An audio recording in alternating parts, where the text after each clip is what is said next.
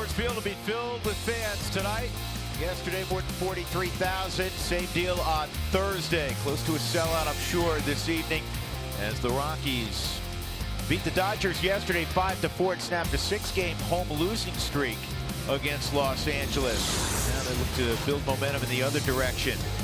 The Rockies come in 61-55, 64-53 the record of the Dodgers. Just 2.5 games separating the Rockies from LA and Arizona, who are in a dead heat atop the NL West.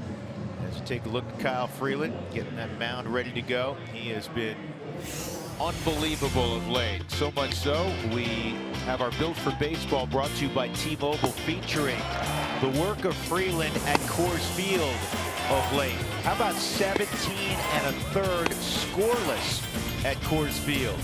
He's tied 5th all time in terms of a stretch of shutout baseball at Coors Field, with another stretch in which he went 17 1/3. Obviously, that came last year. I like that note. Tied with himself. Tied with himself, yep. And there's some more on Kyle this year. The league hitting just .237. You can make an argument he's been the best lefty in the National League this year. First pitch swinging, and that's to McMahon.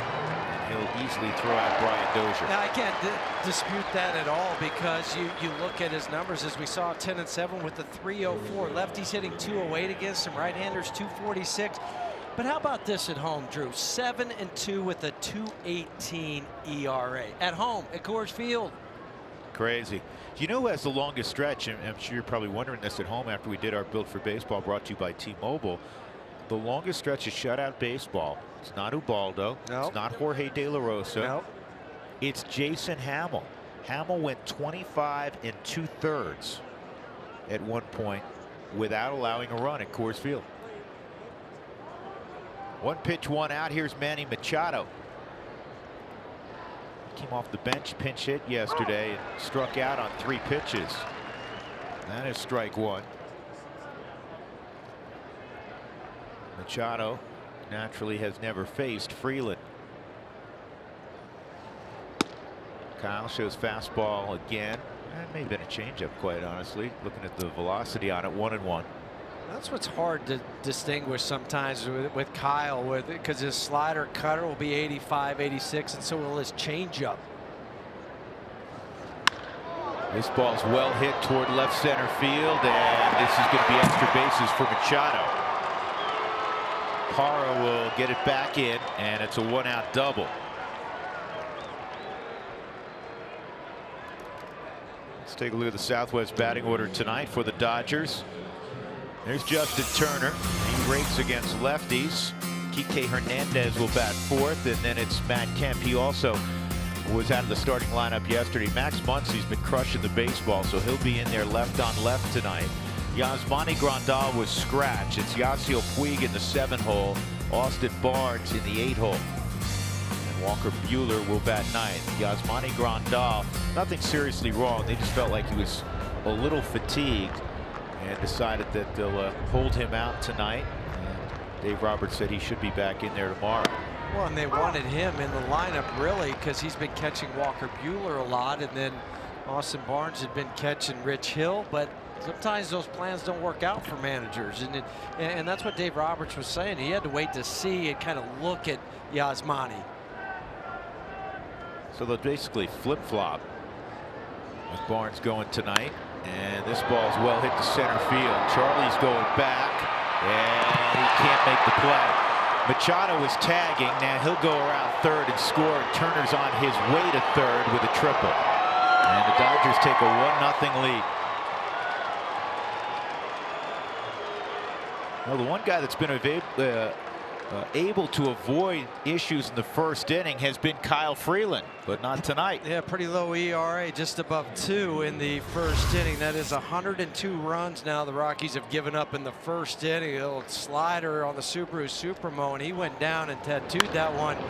You mentioned his batting average against lefties at .321, Drew, but he also has an OPS over 1100. He also is now 9 for 15 lifetime against Kyle Freeland. So double, triple, 1-0, and here's Kike Hernandez.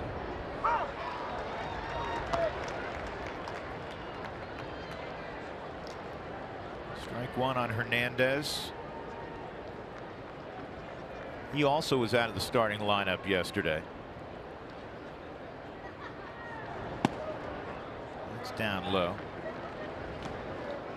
The guy that is out tonight is Chris Taylor, as we see what Kyle has been able to throw this year. A little bit better changeup lately. His last 8 starts, it's really the slider that has improved. Just as far as the whiff percentage on that, I mean, you can go back to last year, his whiff percentage was about 28.8%. This year, up to 35.4% on the slider. 2-1, that misses. It's 3-1. Well, the ball's going to fly tonight. It's hot.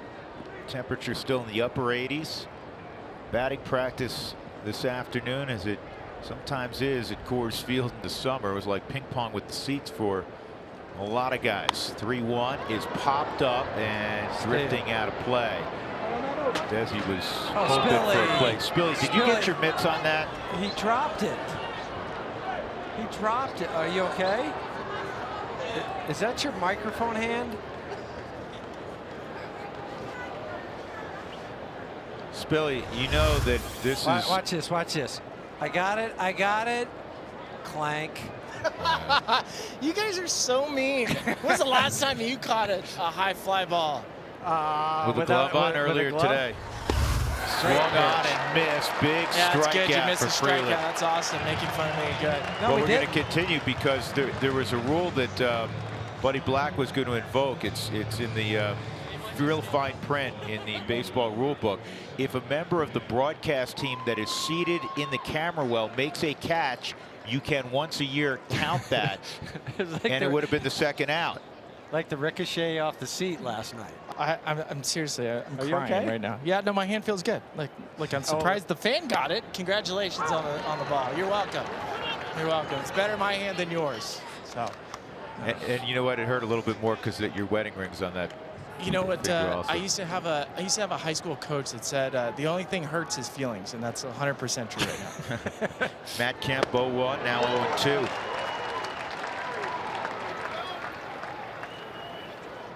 If you've never tried to catch a high pop with your bare hands in defense of Spilly, it's not easy and it does hurt.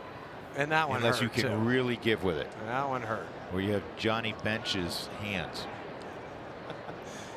I got the hands of a blacksmith. Good block by Iannetta. Well, that stinks. That's a great way to start the show.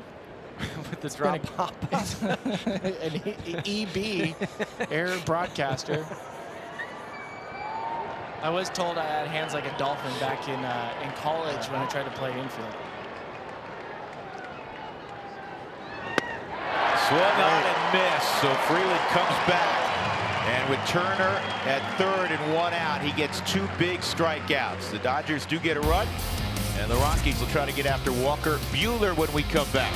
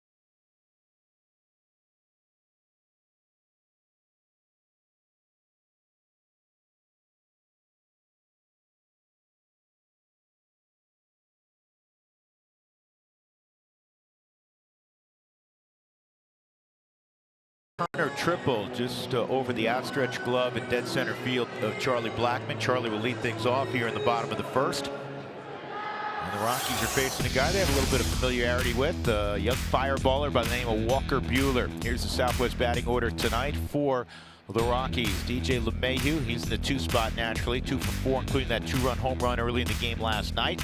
Cargo Trevor, Gerardo Parra, Ian Desmond, and Ryan McMahon, who homered late last night to provide the winning margin. Chris Iannetta doing the catching again. First pitch for Buehler. A fastball in the mid-90s. You'll see plenty of that. It's ball 1. Yeah, the Rockies have seen him in 6 ball games, 2 starts. He's got a 5.71 ERA against the Rockies. The ball has some carry through the hitting zone. He's 96 to 98 with the fastball. And Charlie hits it sharply. And it's a good pickup there by Manny Machado. He has some experience playing third, although he's a shortstop this year. That was a little bit of a strange positioning where Machado was. He's playing for the bunt, but he's not close enough if he would have laid down a bunt, and he just happened to be in the right spot there. So we'll go down as a 6-3. DJ's 2 for 5 against Walker Buehler. Buehler making a second career start at Coors Field. 4 runs over 5 innings in his other appearance in Denver.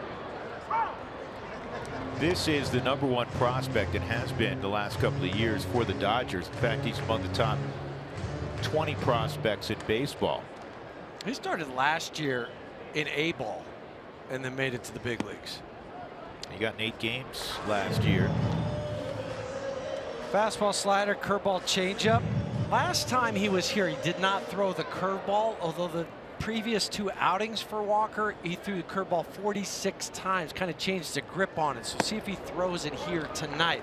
I don't think the hitters for the Rockies are really going to be looking for that curveball. They're going to be looking for the hard fastball and the hard slider. You know, the 4-pitch mix guys, so often in the past, especially the young ones, Huey, they come in, they're like, oh, curveballs don't work at altitude. They become a fastball slider type of pitcher on those given evenings, maybe working the changeup some. So it'll be interesting to see if he breaks out the curveball. 3-1. But we've seen it does work here. I mean, Herman throws it. It throws works, a great one. But you're right, the reputation.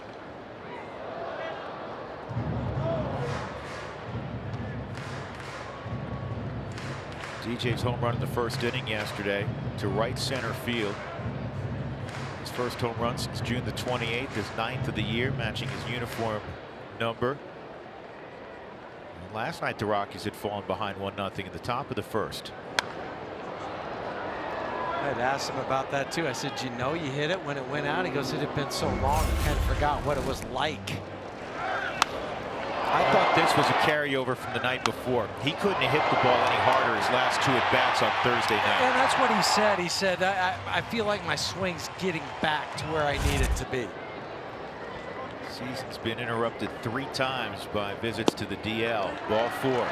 The DJ will drop his bat, head to first, and that will set the stage for Carlos Gonzalez to come up against Buehler. Cargo's seen him 5 times, 1 hit against him. Yesterday, Cargo, kind of a typical ball game for him. He was on base twice. He had a triple in the first, walked and scored in the third. Pretty much every night, he's thrown out at least 1 hit, and there's been like 1 walk most nights. His on-base percentage just keeps climbing up. Right now, it's up to 341. At the very top of the zone. That's a pitch that is a strike, but it was not called last night by James Hoy. He's working third base. James was consistent, but it was a consistently small zone. Quinn Walcott's behind the plate tonight. Sean Barber at first. Jeff Kellogg, crew chiefs at second. And it's a really hard pitch. When somebody's throwing as hard as Walker Buehler at 96, 97, it looks inviting, but it's hard to get on top of that baseball to really drive it. Now you can get jammed a little bit and bloop one over the infield. Nothing wrong with that, but it's a hard pitch if you continually chase it. Cargo rips this ball to right. Puig coming on will hold LeMahieu at second base.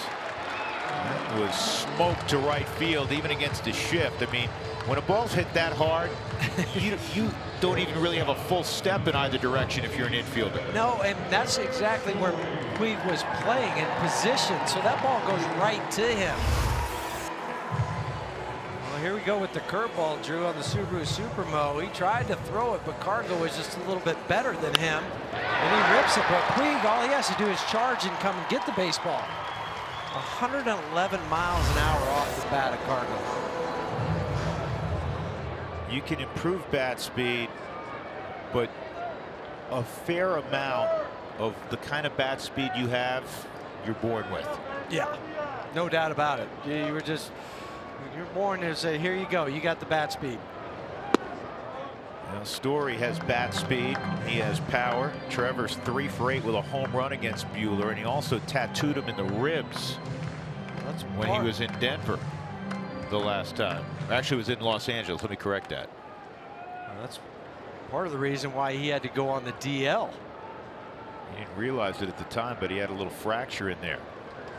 This ball is in the air to right field. Puig will make the catch and turn and throw in the direction of third like only he can.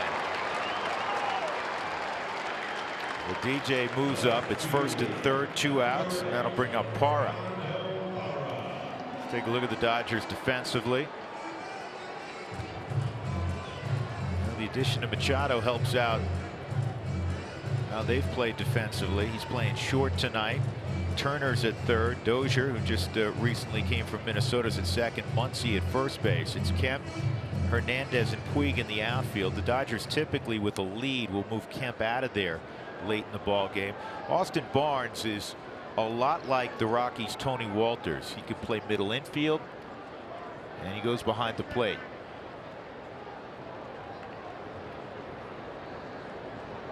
Parra, ground ball to second. So the Rockies will leave 2 on, and we'll go to the second inning with Colorado trailing LA 1-0.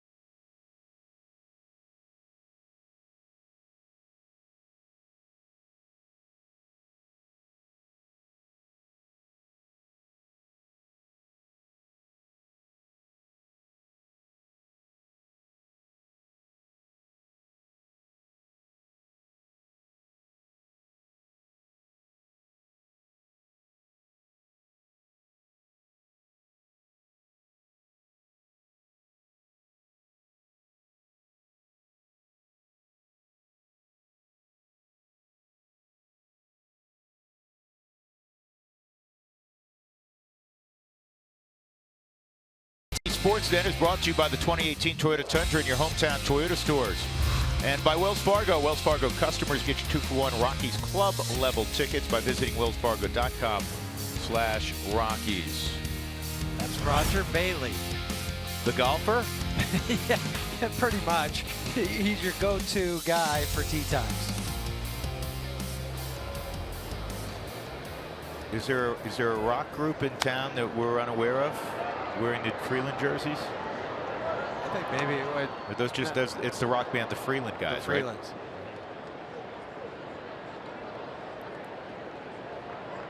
I thought they were going with the John Gray long hair look. Well, Max Muncy's been a tough out This is in the air to left center field. Handled there by Charlie Blackmon. One gone. That'll bring up Puig.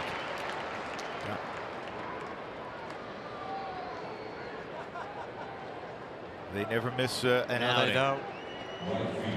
Kyle Freeland guy day. Yep.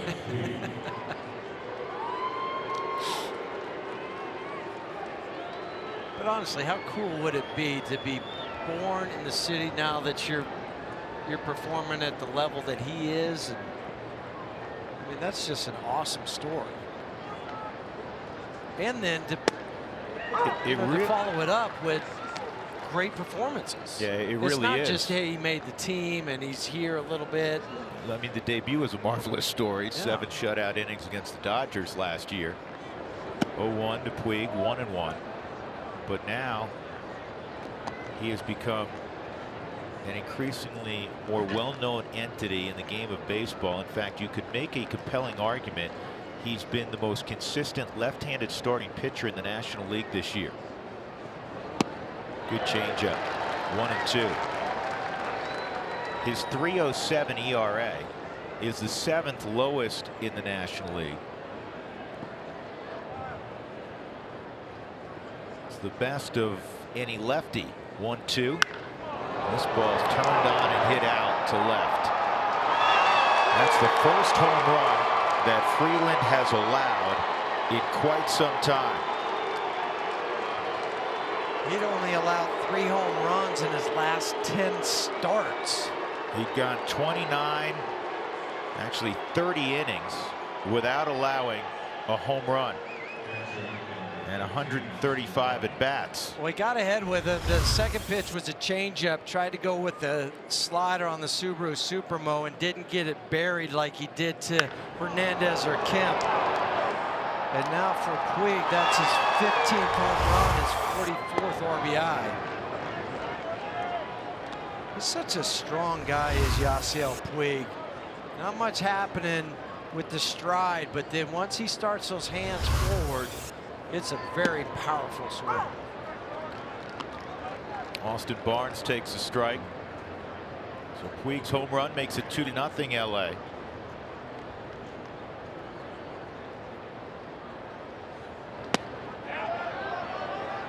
He went around.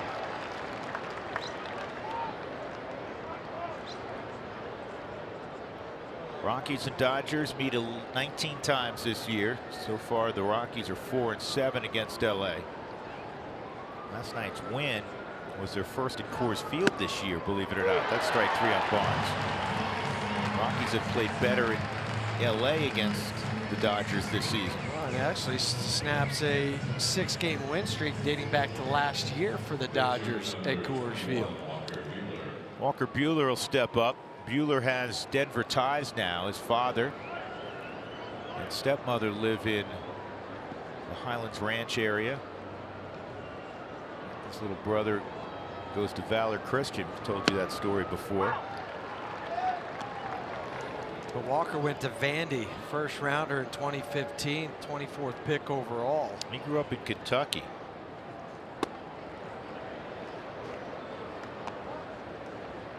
Year in and year out, look at the top 5 recruiting classes in college baseball, and Vanderbilt's usually listed. Hard ground ball, tough chance for DJ, and he will not be able to make this play. And it's a hit for Buehler. That's a 4th hit already for the Dodgers. About Freeland's last outing, 7 shutout against the Pirates, and he allowed 2 hits.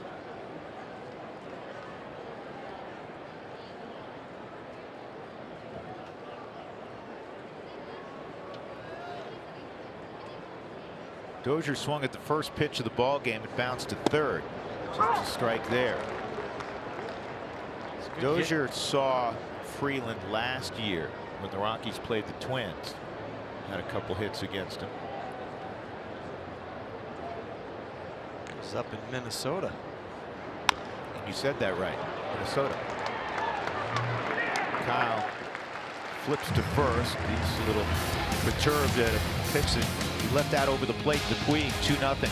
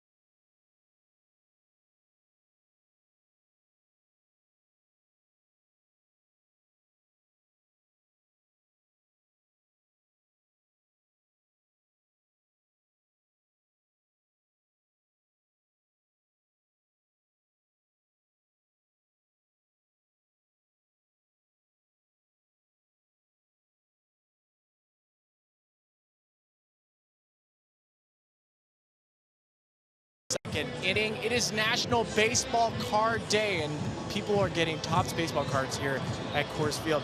Had a chance to talk to Charlie Blackmon. Exactly what does baseball cards mean to him? I was a big collector of the Atlanta Braves back in the day, and I used to have a really cool Ryan Klesko card that at one point was worth almost $15. What does it make you think when you see yourself in baseball cards now, especially when you think about how cool the Ryan Klesko card you had? I think it's cool that people want those now. I still kind of think it's awesome, and I was actually thinking about it the other day. We got all this social media and all this stuff, but to have something tangible that you can touch. And I know almost all the players in the league now, so it seems like every card, I'm like, oh, I know who that is. And when I was a kid, I didn't know nearly as many players, so maybe I should start collecting cards again.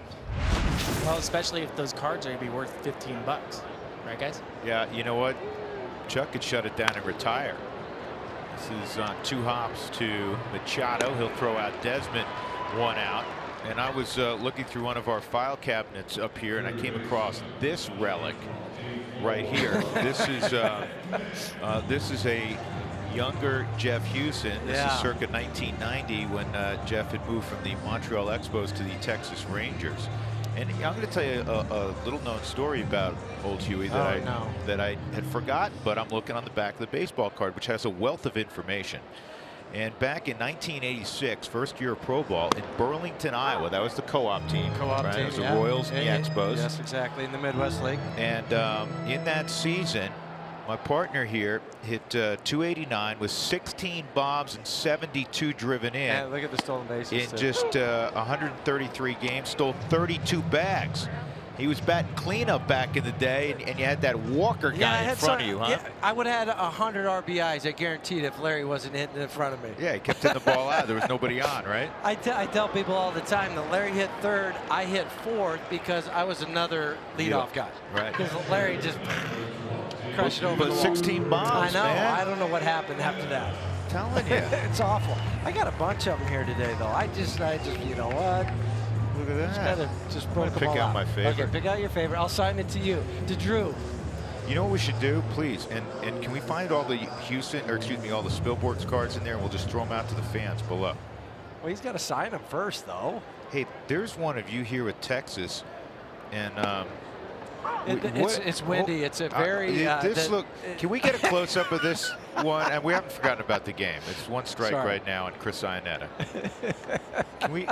How close can you get, Mike? It's one of those. Look at the guns. No, it's not the guns. It's like wind up underneath those pullovers you used to wear. I know you very well, and you do like to work out, but it had to be the wind. It was the wind. It had to be the wind. I'm telling you. It had to be the wind. But how cool is it, though, to have baseball cards given out to the fans as they're coming in today? And I love it. You know, it's. Did you collect as a kid? A little bit, but I started collecting more as I started to, get into pro ball. Really? Yeah. That's interesting. I used to have a ton of baseball cards. This ball's pulled to third, and it comes up nicely for Turner. It's going to be a 1-2-3 inning in the second for Walker Buehler. So the Rockies down 2-0 as we go to the third at Coors Field. Tom Berman, the athletic director for the University of Wyoming, coming up shortly.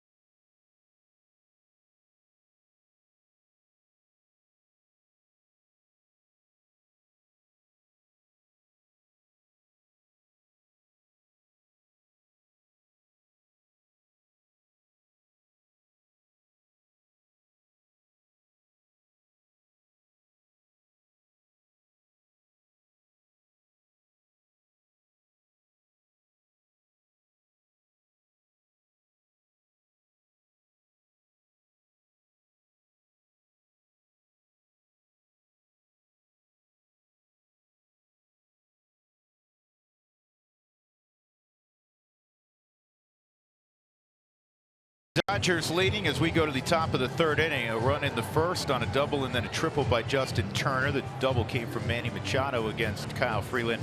And then last inning, Yasiel Puig got a hanging slider and hit it out. It is Wyoming night at the old ballpark, and we see a lot of Cowboy fans who've either made their way down or live in the Denver metropolitan area. Back with Jeff Hewson. I'm Drew Goodman. Tom Berman, longtime athletic director, joins us. How you been? Wonderful, Drew. You Thanks doing for well? having me. Huey's had this day I've circled in brown on the calendar for like a year. I have.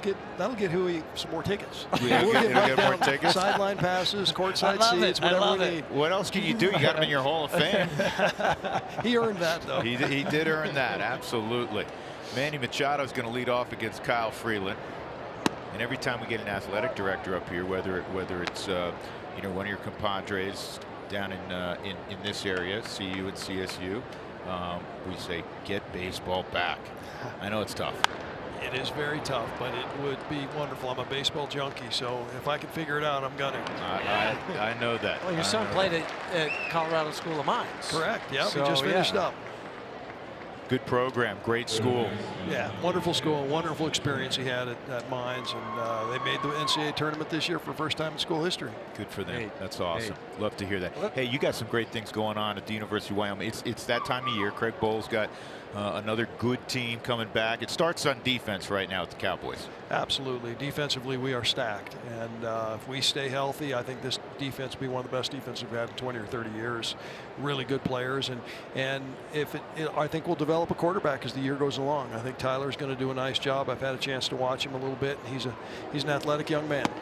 And you open up in a couple weeks down in New Mexico State, one of the first games in college football. Yeah, it's a great opportunity. We're going to be on ESPN2 at 8 o'clock. That's a great window for us to provide a little exposure to the Cowboys. And New Mexico State's a lot better than people think. You know, they won a bowl game last year, so we got to be ready to go. And then you followed up with Washington State at home. That's a great Another opportunity Pac-12 for team. Yeah, we didn't play very well last year in our Pac-12 opportunity against Oregon. We got to play better this year, and I think I'm very confident we will.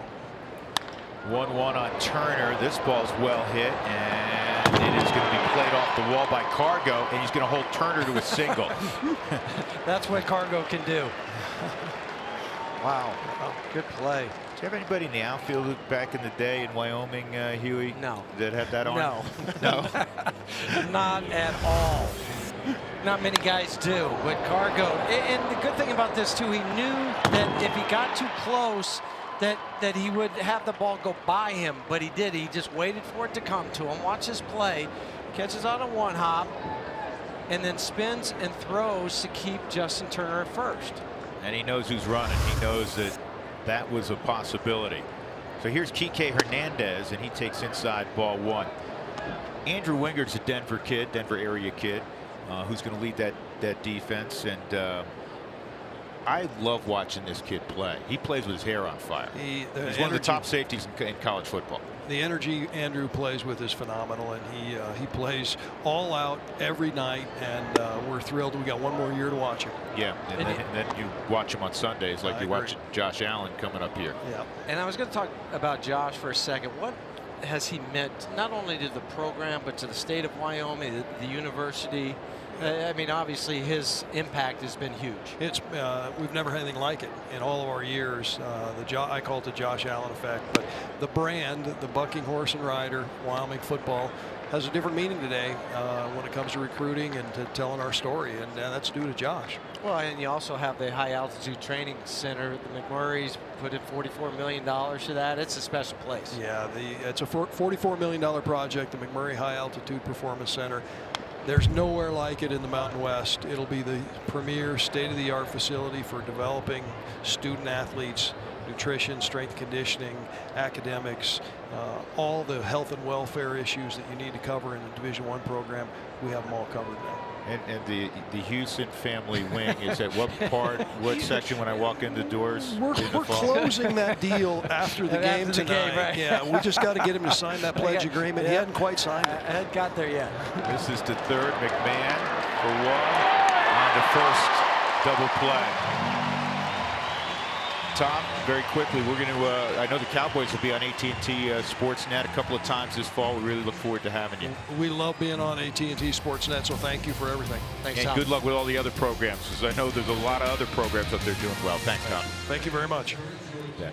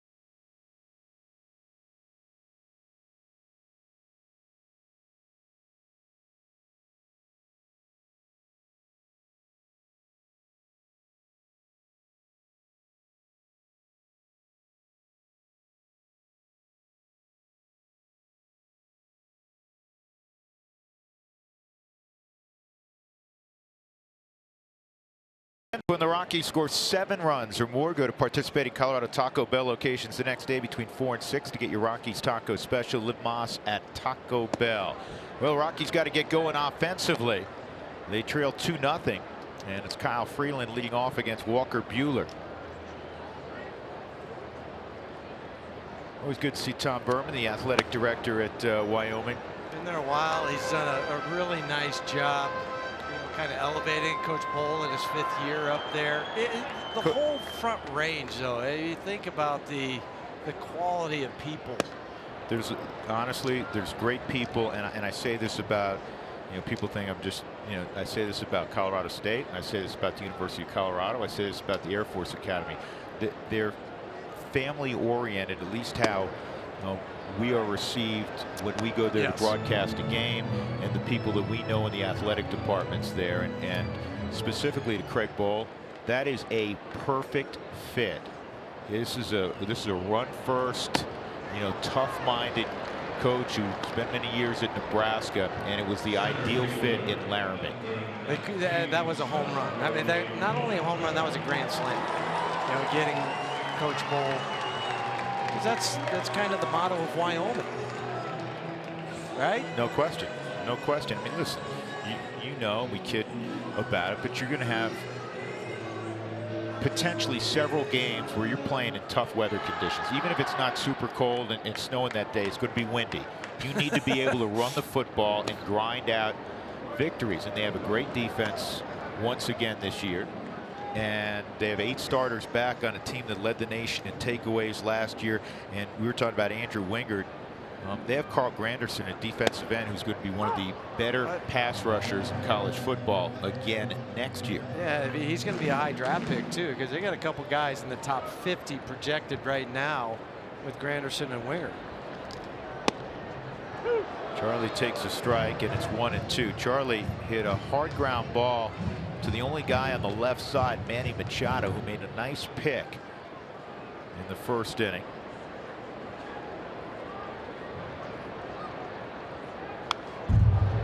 The Rockies in that first inning, Huey, had a 1-out walk to DJ, and then Cargo had the sharp single. So you had first and second. Story hit a fly ball to right. DJ moved up to third, and then Gerardo bounced out to second. So now the Rockies are 0 for their last 16 with runners in scoring position. That misses 2-2. In fact, over the last 10 ball games coming into tonight, the Rockies were 12 for 77, or a 156 average, last in Major League Baseball. And the other alarming thing is they had struck out 25 times in those 77 at bats. So it's basically a third of the time they didn't even get the ball in play. And you know, then you really have a reduced opportunity naturally to drive in a run. Yeah, just the second time in franchise history they've gone at least 0 for 13 without driving in a run and win the ball game. That was yesterday. Yeah, yesterday I'm talking about. And that's part of the reason why it's our Pizza Ranch and it's for the win is brought to you by Pizza Ranch. So the numbers you were alluding to, Drew, 25 strikeouts in the last 10 ball games. In fact, this year they are the only team to go at least 0 for 13 with runners in scoring position and win the game. Anywhere in Major League Baseball. Anywhere in Major League Baseball this year. So it's the first time it's happened. So looking at the positive side of that, They won. They won, and you know that's going to turn around. It's got to turn around quickly though, because they're down 2-0 here. Charlie at first, way inside on LeMahieu.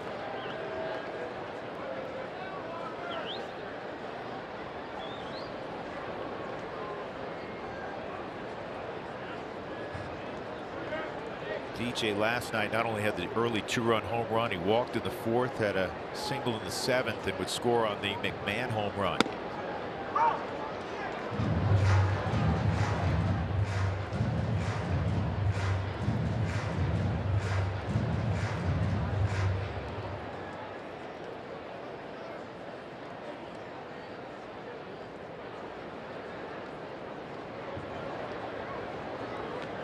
Rockies yesterday were very aggressive on the base paths against Kenta Maeda. They were 3 for 3 stealing bases. That was a season high in stolen bases in a game.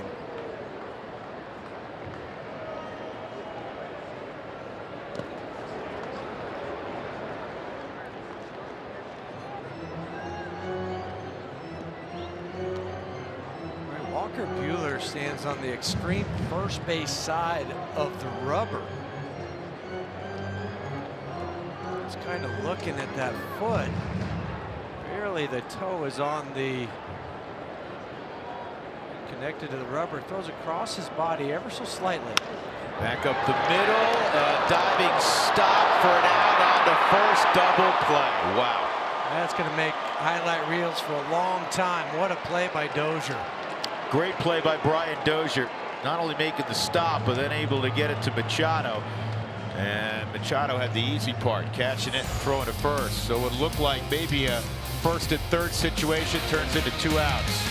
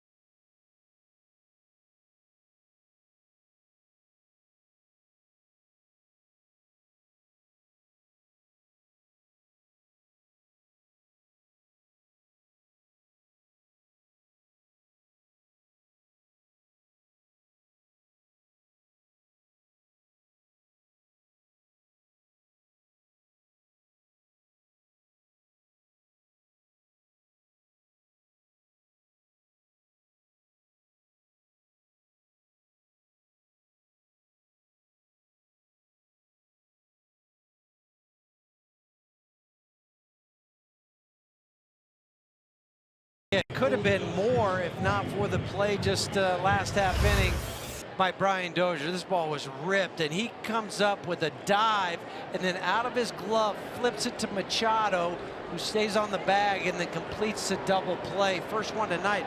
But on Thursday night, The Dodgers turned 4 double plays against the Rockies, so that's 5 in the 2+ games that they've played against the Rockies now. Top of the 4th, Matt Kemp, Max Muncy, Yasiel Puig. Kemp hitting in the 5 spot tonight. Struck out his first time, and he takes a curveball for strike 1. I thought Kemp on Thursday night, everybody talks about the home runs, and I understand that, the 5 of them late. But I thought Matt Kemp probably had the most important hit of the night. The Rockies had taken the 5-3 lead going to the 8th inning on the 3-run home run by Iannetta, which, by the way, is the last hit the Rockies have had with runners in scoring position. And Song-Hwan Oh struck out Machado and Turner back-to-back very quickly, and then he got ahead of Matt Kemp 1 and 2, and Kemp ended up going down hitting a long double to center field. I thought that was the most important hit of the evening, and I know the home runs came after, but if he gets Kemp there, I just think it just had a different feel going to the 9th inning. Definitely, but that gave them a little energy, and then of course the pitch right after that was when Bellinger hit out. But you get him out, you're going to the 9th inning, you're still up by a couple runs. Just missed outside, 3-2 on Kemp. They went down and in to strike Kemp out with the slider in the 1st inning. Did they revisit it? That's where they went, and they get a weak ground ball to short. Story's got it, and he throws to Desmond, who stays on the bag. 1 out, and that'll bring up Max Muncy. MLB.TV is now available at a lower price for $59.99. You can watch every out-of-market regular season game, plus get a free subscription to MLB at Bat Premium. Blackout and other restrictions apply. Visit MLB.TV to take advantage of this special offer. Muncy hit a little fly ball to left his first time up. Muncy, coming into this series, in his previous 13 games, had 3 hits. He has 4 hits in this series, and all are extra base hits. Yesterday he went 3 for 4 with a couple of doubles and another home run. He had a home run on Thursday, as you know, also. 1-1.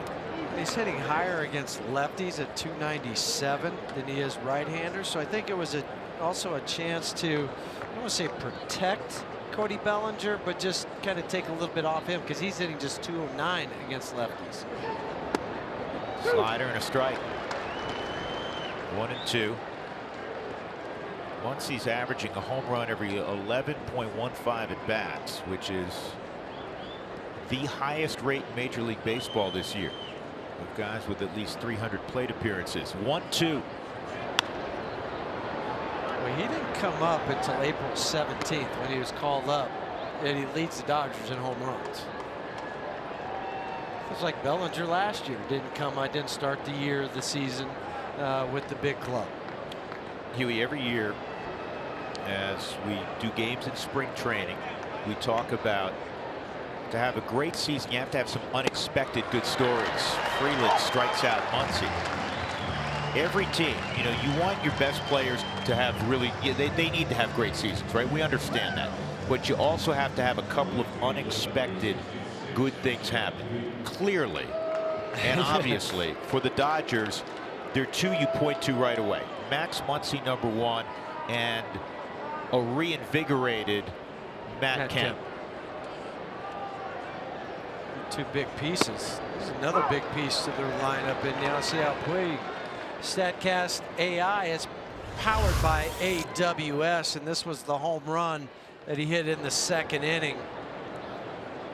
431 feet, 104.4 miles an hour, and no doubt about it. And you know what? After the game, later on, and hopefully that's all that Kyle ends up giving up, he's talking about a victory. He'll talk about that pitch. He's a stand-up guy, and he'll say, that was the worst pitch I threw all night. I was ahead, and I looked to bury that slider, and I left it in the middle of the plate.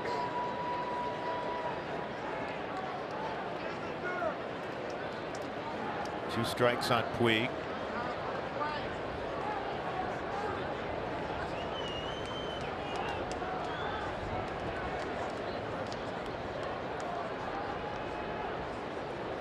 Pineda flashes the sign. And that's a pretty good location. That's okay. That's right, but that's where he wanted on the Subaru strike zone. He asked for a fastball in. You're going to miss in like he did 0-2. Now you can come back with the slider inside, or you can backdoor the slider. They're going to go with the change. If you're wondering why Chris's fingernails are painted, do that time to time, depending on the start time of the game, depending on who's pitching and what kind of eyesight they have. And it just helps to pick up the digits. To me, it wasn't only for the pitchers; it helped the infielders too, because you could pick it up. So I knew what pitch was coming. Slider, and he got it. Well located. Good inning for Freeland. 2 strikeouts in the inning. He's got 5 through 4 innings.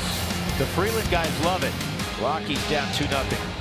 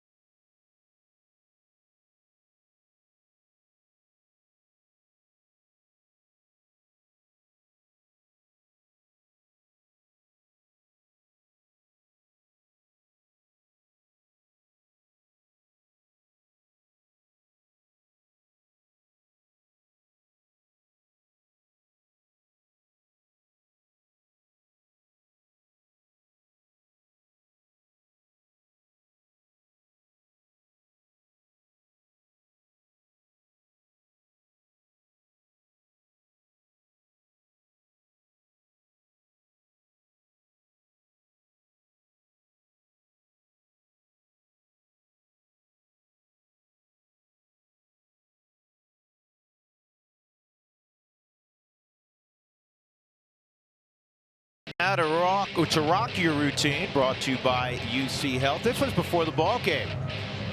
There's a Dinger rocking your routine. It was a 1K around the warning track. Get exercise any way you can. A lot of different ways to get that workout in. This little stroll with your significant other. Rock your routine, brought to you each night by UC Health. The Rockies trailing 2-0 on a beautiful Saturday night at the ballpark, and in the 4th inning it'll be 3, 4, and 5 for Colorado. Carlos Gonzalez, Trevor Story, Gerardo Parra. Cargo swung at a curveball his first time up and came off the bat at 111 miles an hour into right field for a single.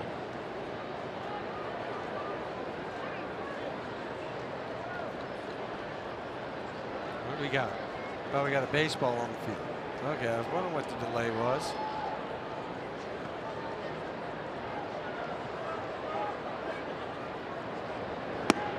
Cargo takes a strike. And it's 0-1.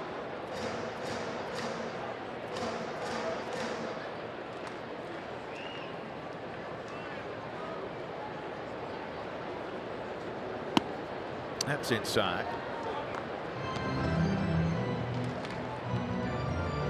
Dodgers shift in the infield. Play Cargo to pull, and he does when he hits it on the ground. Typically does hit it to the right side. In the outfield, they're swung over toward left center. What's interesting too when they do the shift is sometimes Turner will be like just on the second base side of second base. Other times he's out in short rover where Brian Dozier is right now, and I'm not quite sure the reasoning behind putting him there one time. Where he is right now, another. 2-2, 98 miss there from Buehler.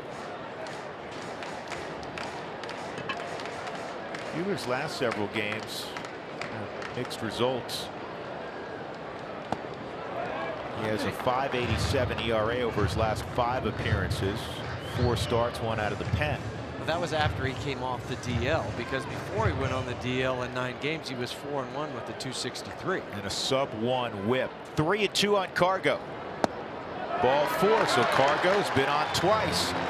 Say his first time up. Every night he's throwing out at least 1 hit and a walk. And he eyeballed that one too after falling behind in the count. He's just so quiet now at the plate, which enables him to see the ball deeper and not commit way too early, as was so often the case the first few months of last year. Well, now he's seeing the ball reacting instead of guessing where the ball's going and predetermining his swing. Yeah.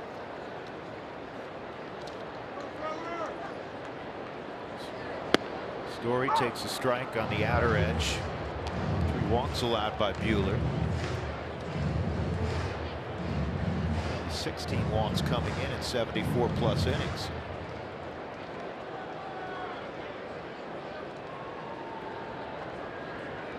This guy's been one of the best players in baseball the last 3 months. Plain and simple. And it's funny when you talk about, well, why'd you pick that date of May 8th? Well, that's because that's when he really started hitting. It's like the last 20-25 games, you know, a team's 20-5. Exactly. Right? Yeah, you go on a streak, you pick when yeah. the streak started.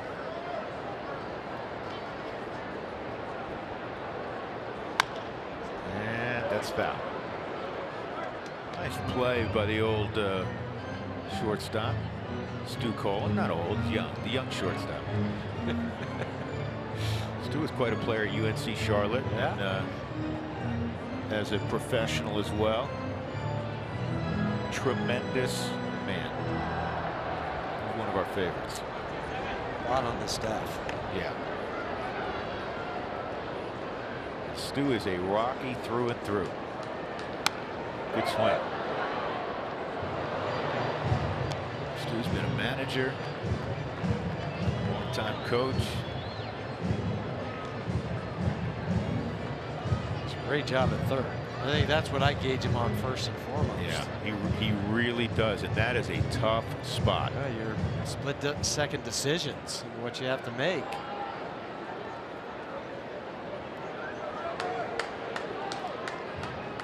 Plus, you got to be good at charades, because you got to, you know, all the signals you got to get right. That's harder than you think, because you know that the other team's looking at you the whole time, and do you give it away in what you're doing?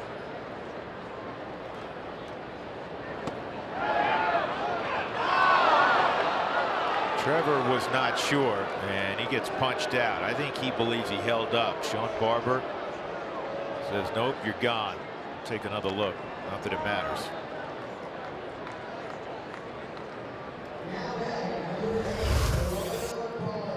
Curveball in Subaru Supermo. From that angle, it's tough to tell, but you get that one. This is a better look. And I think he did go. Sean Barber, that's what he saw too on the Subaru Supermo.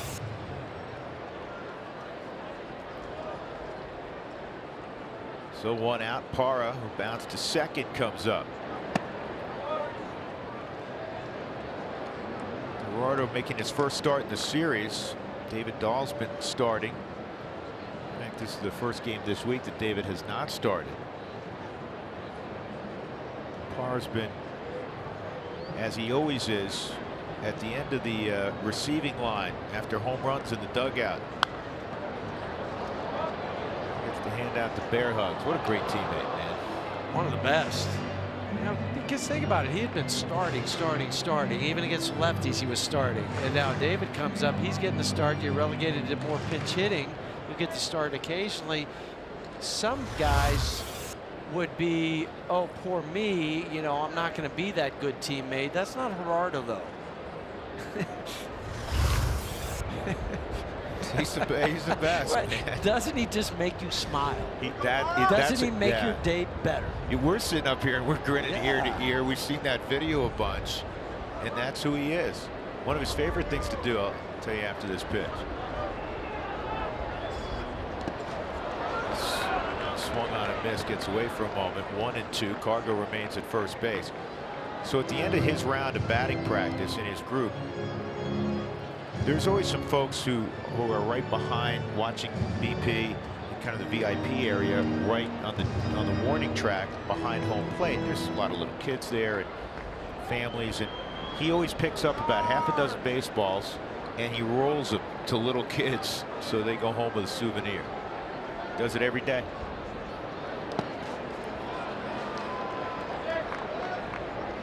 Talking about bringing a smile to a face. Those little kids are beaming ear to ear. Heck, sometimes the adults get the baseballs and they're grinning ear to ear when he rolls them over there before they give them to the kids.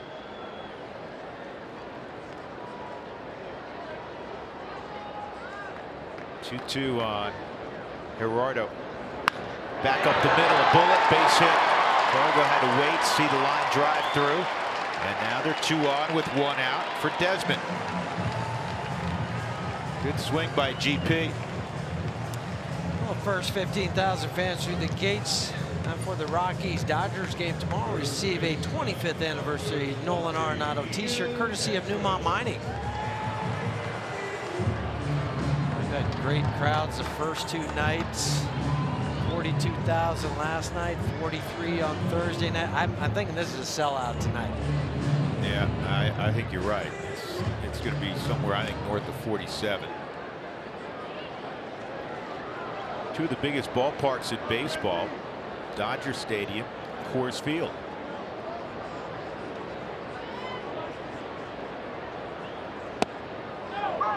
At the knees, barely. Desi now glares back at Quinn Walcott.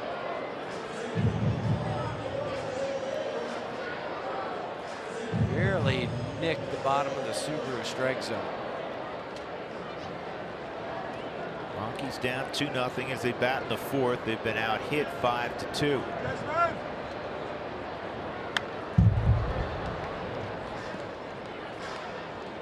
He's got to work out of an 0-2 situation.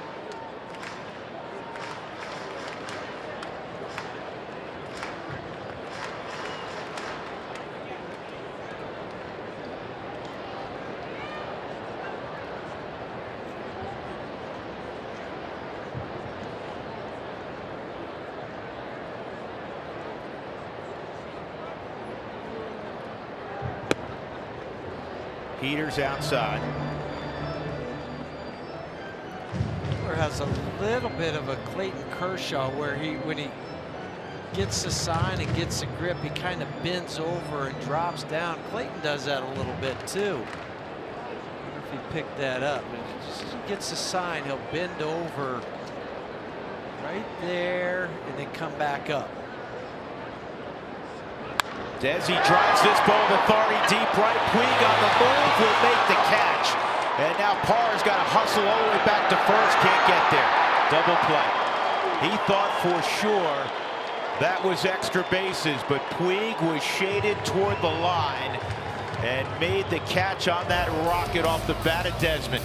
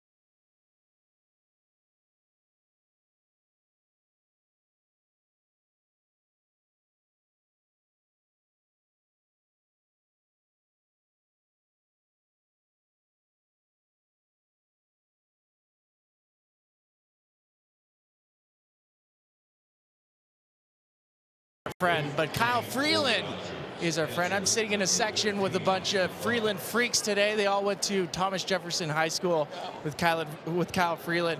Guys, what's up with the outfits? Why are we dressed like this? I got my Freeland jersey. How long have we been doing this for? We're doing it for a long time. We're the Freeland Freaks. We hope the whole stadium acknowledges that and joins in. We're just here for the Freak Show to represent the best pitcher in the National League. Support our boy. That's plain and simple.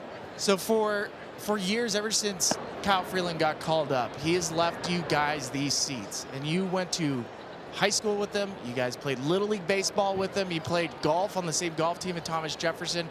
What does it mean to see your buddy on that mound? It's a dream come true, honestly. We've been talking about this since we were kids, and the day he got drafted, to see him now is literally a dream come true. Other than that, it's great. I mean, it's played sports with him growing up the whole time, and you know, to see him on a major league mound is surreal. It's really cool. So I'm sitting with his friends. It's Mitch, Ian, Joe, and Kelly, and it's funny because they know him for so long. And Drew and Huey, you can only imagine what it's like to have a Little League buddy that makes it to the big leagues. I was talking with Mitch earlier. You feel so proud watching because you grew up a Rockies fan, and now you get a chance to see him on the mound. Oh man, Kyle is accomplishing his dream, and he absolutely loves it. I mean, look at him right now. That's a easy ground out to third, you know. Right there. That's what we live for, man. That's what we live for. I love it. Billy, did you ask him about the hair? Oh yeah, we'll get to the hair, but we Okay. got to get to the high-speed challenge first. Let's get to the CenturyLink high. What did you do with the new pack of baseball cards as a kid? Did you file them away, trade them with your friends, kept them, and threw the cards away, or put them in your bike spokes? You can vote at AT&T Sportsnet Rocky Mountain, and we'll get the results after the game on the post-game show. Walker Buehler is thrown out on a close play at first base. Nice play by DJ LeMahieu. Standing O from Freed's buddies growing up. That's pretty cool, though. It really is. And you know, I'm trying to off the top of my head think of a guy that, you know, is playing in his hometown. There's not a lot. How did the hair start? That's what I want to know. How did the hair start? So we're all in a rock band called the Shockers, and it just kind of evolved from there. I'm the lead singer. Kyle loves it, so we're just here to support him and try to make him feel confident. You're telling me right now you guys are in a band? It's a rock band, yeah. It's called the Shockers. Look it up on Instagram, Facebook, anywhere you want to go. But, you know, we're here for Kyle and just want to see him succeed. How many times has Kyle actually gone to one of your guys' performance? Now that to me sounds awesome. So he never really goes to our performances. However, he does. He's our third base coach for beer league softball when he can make it. And he, if you're on second, he's rounding you all the way home for sure. don't stop at third. I'll tell you that much. Spilly. Kyle's waving this around every time. It's actually great. Never stopping at third base for sure. Spilly, I'm trying to look him up on Instagram, and there's a bunch on the Shockers, so I can't figure out which one it is. I told you those guys look like rock and rollers, right? They are rock and rollers. Yeah, they're rock and rollers. I've been sitting by a lead singer, man. You kind of fit in with the sunglasses going. I know. I tried to fix my hair. Yeah. Pretty handsome guys. Spilly's a pretty handsome dude. Let's not get carried away. It's the now. fifth inning. You know, There's some libations have been consumed. There might have been one or two or four consumed. It's okay. It's the fifth inning. That's Come right. on, they got 2 more innings to go. Atta baby. That's fun. All right, Thanks, Spilly, Billy. 2-2. K. Freed's going to try to get this last out. And Dozier didn't fire at the slider, so it's 3-2 on Dozier, who's grounded to third. Hit a little comebacker. Rockies down 2-0. Fifth inning already. It's the 9th start in 10 games for Dozier.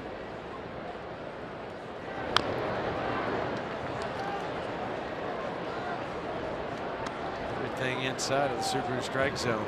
You know, the beautiful thing too is when you grew up with a bunch of guys, they're proud of you, they love you, but guess what? They could care less what you do for a living. At the end of the day, they're still going to bust your chops, and you're still the kid they grew up with. And that's the best part about it. I love that he's coaching third for his for their beer league softball team. We got a game tonight, guys. Let's go. That's right.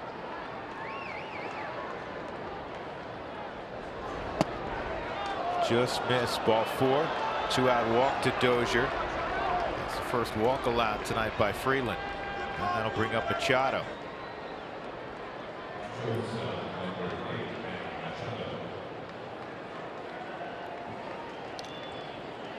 Double to left center field for Machado in the first, and then he popped to second in the third.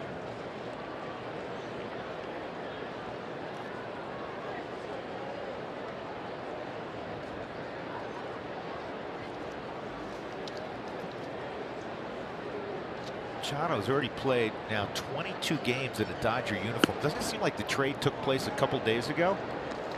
It does, but I think what they were saying, well, if we're going to give up these guys, let's make sure we get them for longer than 2 months. And I think from Baltimore, they just finally were saying, okay, it's going to happen. Let's just get it done. Well, they're waiting, trying to get the best package of prospects. Good pitch. 1-1 on Machado. But it must be something about Baltimore, though, because there's only been 4 guys in MLB history that have started an all-star game at shortstop and third base. Machado? Both spots. Both right. spots, yeah. Yeah. Cal Ripken. Cal Ripken, because that's what I'm saying. 2 of the 4 are from Baltimore. The other one is A-Rod. And then Archie Vaughn also did it. But just 4 guys that started an all-star game at both shortstop and then at third base.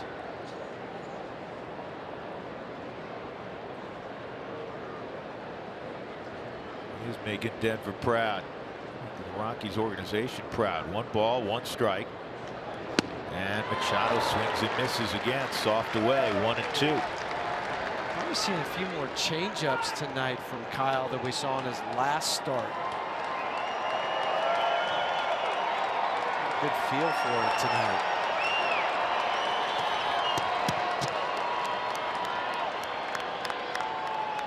Spilly's, by the way, done for the night. I'm signing him off.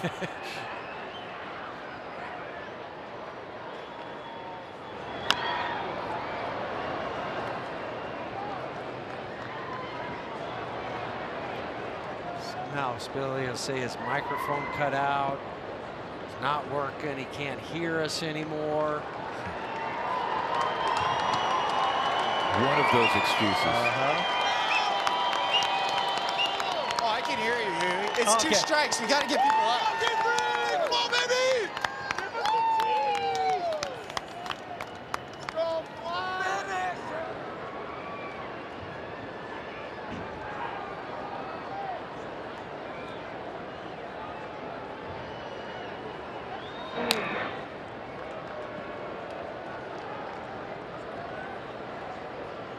Dozier at first draws the throw. He's a selective base stealer. And it's not a bad count to run in, especially with 2 outs. He hasn't stolen a base with the Dodgers, had 8 with Minnesota. Not going. Swung on and missed. So Freeland with another strikeout. That's his 6th. Homeboy's doing all right. 2-0 LA. Rockies need some offense.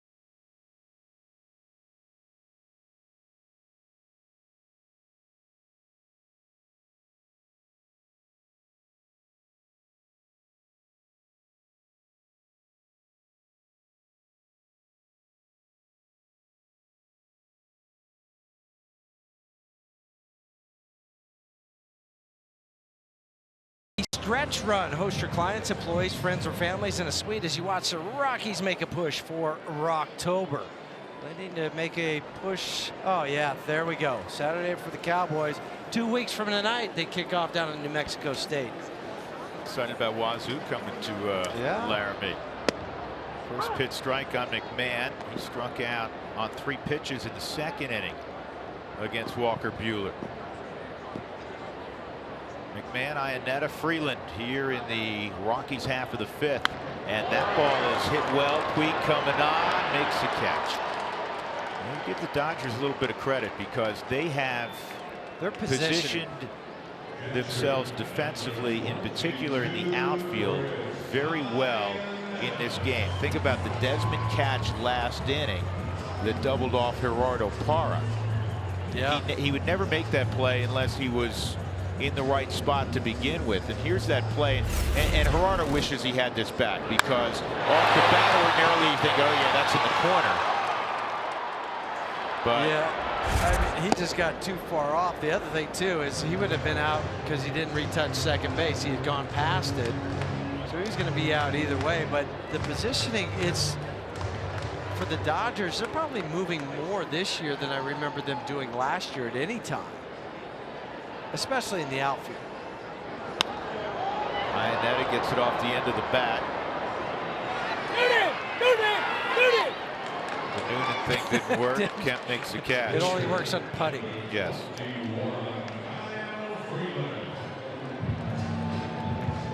Now bring up Freeland here in the 5th.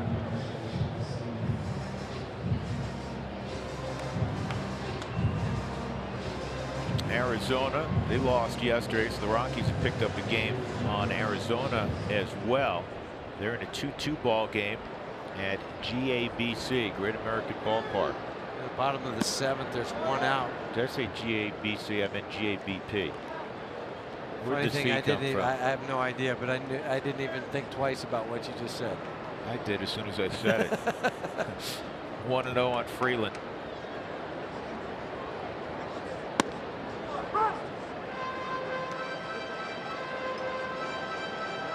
The Dodgers have not committed to a starter on Tuesday, Dave Roberts said. That's Ross Stripling's spot. They right now have 7 starters. Actually on Wednesday, because Alex Wood's going to go Tuesday, but on Wednesday they haven't committed to a starter. That's strike 3 on Freeland.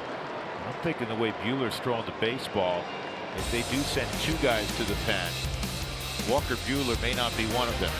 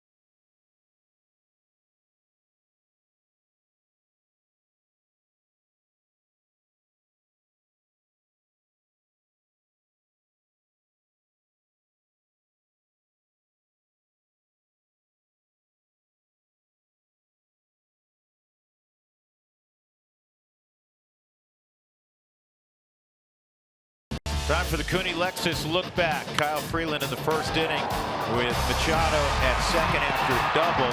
Gives up that triple just out of the reach of Blackman. That was off the bat of Turner, and then the home run the next inning by Yasiel Puig. on a 1-2 slider. And since that time, Kyle Freeland's thrown up zeros. The problem is Walker Buehler has thrown up a bunch of zeros tonight. He has allowed only 2 hits. The Rockies in the 6th inning will have the top of the order, but first things first. In the top of the 6th, it'll be Turner, Hernandez, and Kemp. Middle of the order for the Dodgers against Kyle. This guy is now 10 for 16 against Kyle Freeland in his career.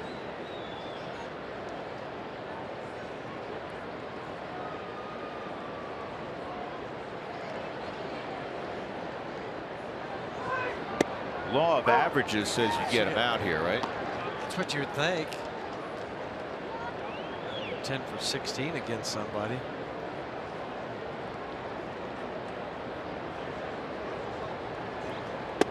That's a good pitch too. Strike 2 on the Subaru strike zone. Nope, ball.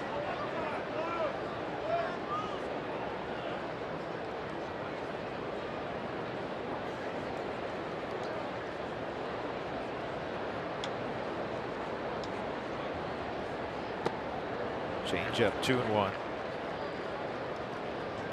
Just the difference Justin Turner makes in their lineup. It's big when Huge when he's in the there. lineup. They're 12 games above 500. When he's not, they've been a 500 team basically.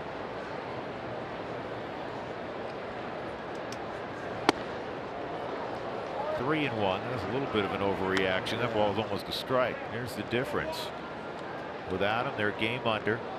You're taking a middle of the order guy, a guy that hits 3 or 4 for you, and you take him out. You can't replace him with just anybody. Well, I think if the game's on the line, you have a guy like Matt Kemp's had an extraordinary career. This is picked up nicely by McMahon. They're going to get him this time. But you look at that lineup in Muncy's, you know, a guy that's having a great year. Manny Machado's new to the Dodgers, great player. But I still think if you're Buddy Black, and you're going, all right, game on the line, 9th inning, 2 outs, tying runs at second base. Who's the last guy you want to face? Yeah, you may say one of those 2 other guys, but I think it'd be Justin Turner. He's just such a good hitter. Just see a number of at-bats that we've watched over the years with Justin Turner. He's the guy for me that I was like, I don't want him. I don't want to see him walk into the plate. Just because he's going to grind that at-bat out. And there's fewer holes. That's right. Kike Hernandez a strikeout, and he bounced into a 5-4-3 double play. 2-0. You want to speed up the game? Call strikes. Plain and simple. Now Hernandez in a great position with the 2-0 count.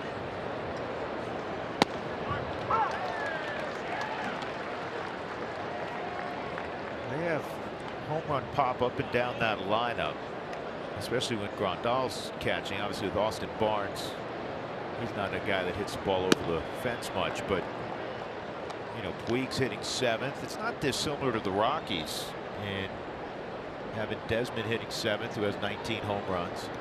Iannetta has, you know, plenty of pop. Coming into the game, they had 11 more than the next closest team in home runs, and that was Milwaukee. 3-1, and the second walk allowed by Kyle Freeland. That'll bring up Kemp with 1 on.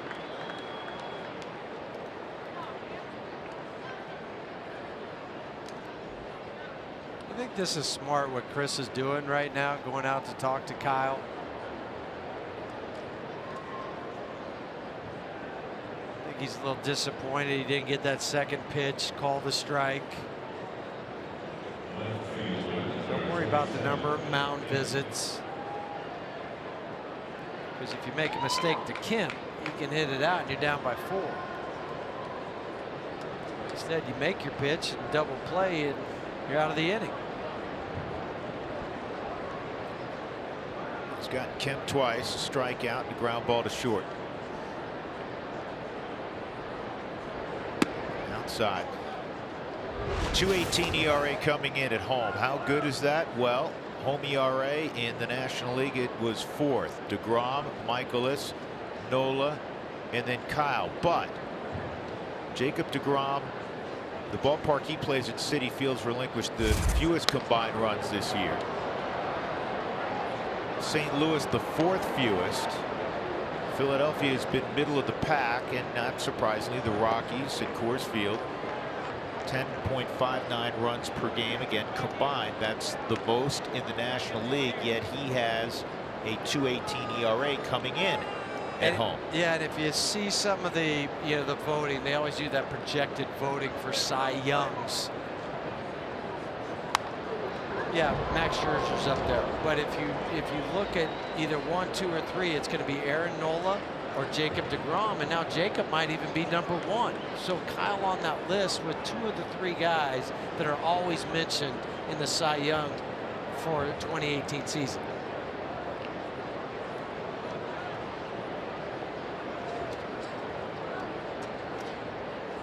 It's been a big strength this year of the club, the starting rotation, led by Freeland. 1-2 on Kemp, and he's got it. Strikeout number 7. And it's also out number 2 as Muncy comes up. All 7 strikeouts tonight on the slider. This is a dandy pitch on the Subaru Supermo. It's the old disappearing slider. Well, it's a strike for 59 feet. And then it disappears. That's why it's called the disappearing slider.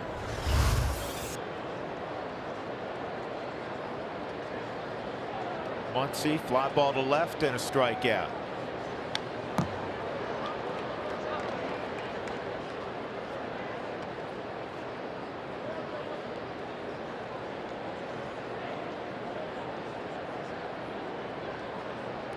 Another note on the Rockies rotation. Coming into tonight, they've thrown 665 plus innings. 3rd most of any rotation in the National League. Can you imagine saying that a dozen years ago? Yeah, the Rockies rotation in mid-August has the 3rd most innings. Even 3 or 4 years ago. Exactly. Pick virtually any period in Rockies history, and they've had a few years naturally where the rotation was real good. Runner started to go and then shut it down. Kike Hernandez got about 3 hard steps towards second and said, this is not going to work out well if I keep going. And the good thing too is Chris coming out of the crouch did not block the view of Quinn Walcott, the home plate umpire. Sometimes a catcher will pop up thinking he's got to make that throw, and then it's a strike, but it's not called a strike. So because of that, he's ahead 0-2 on Muncy. And he strikes out Muncy. Freeland doing his thing. 2 runs early, nothing since. We go to the bottom of the 6th. Top of the order coming up.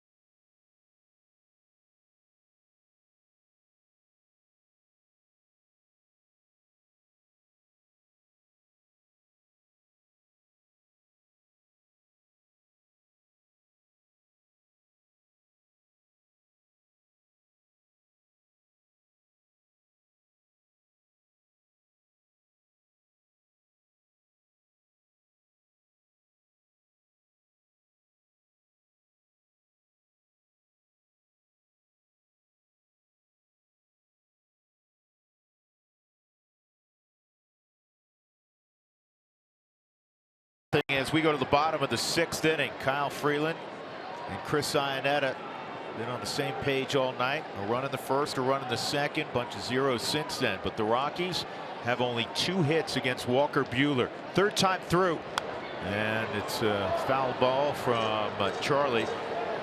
He was robbed of a hit his first time up on a good play by Machado. And now it's Turner who's the only guy on really the left side. They keep flipping it off, flipping it up. Like you said, changing how they play their infield defense. 1-1. 3rd time through the batting order against Buehler. Just a 241 average. That's why I think what you're talking about last inning, Drew, about who might move to the bullpen. I think they leave Buehler in the starting rotation and move Maeda and Ross Stripling. Those 2 guys out to their bullpen. Now with Kenley Jansen out for a while. The injury to it's not an injury. The irregular heartbeat that Kenley Jansen is being treated for. There is no timetable for his return. Dave Roberts reiterated that today, but it throws everything in flux.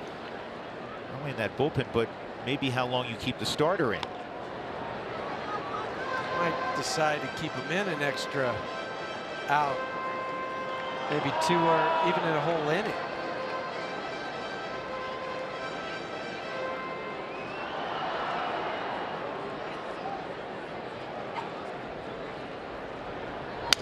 Two, and this is an easy play for Muncy.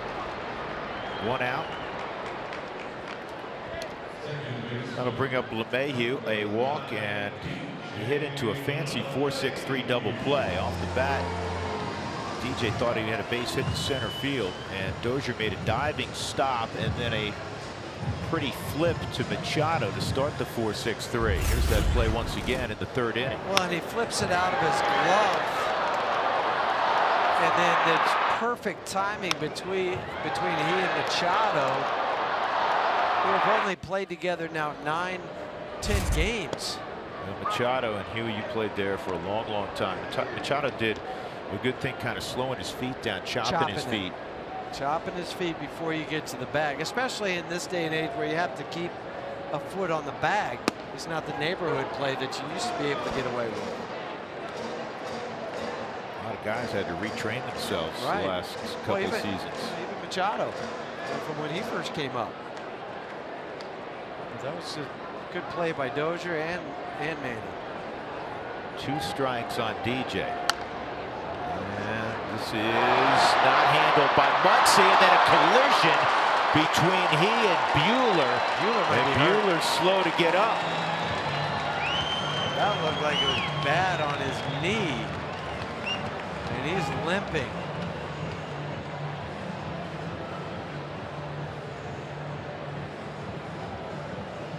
That'll be Max Muncy's 12th error. And it looked like his left knee when he collided, and Muncy's a big guy. Yeah, knee on knee. Watch on the Subaru Supermo. Right knee of Muncy, left knee of Buehler. And then he landed awkwardly. Watch Buehler's right leg. He get the collision. Now watch his right leg go in and kind of rolls over again. Ooh.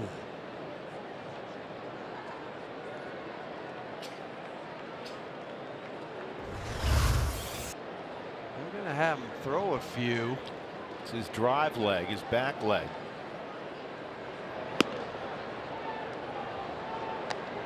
That looked fine. He says, I'm good. But you got a lot of adrenaline working right now. It's not so much what's happening now, but if he goes into the dugout and sits for even 5 minutes, you never know. But that looked bad. Yeah, it looked potentially nasty. So the error gives the Rockies a base runner with 1 out.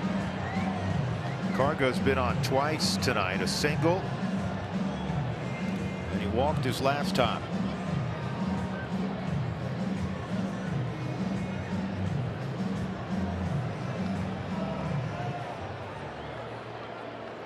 Rockies won last night 5-4. They ended up producing 10 hits in the game.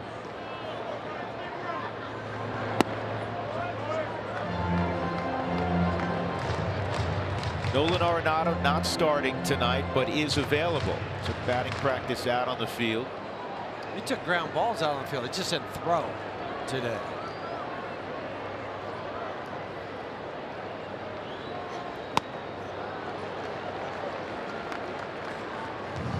So far, no ill effects from that collision. The last pitch is 96 miles an hour. They've been more frightening for a moment than anything else for Buehler.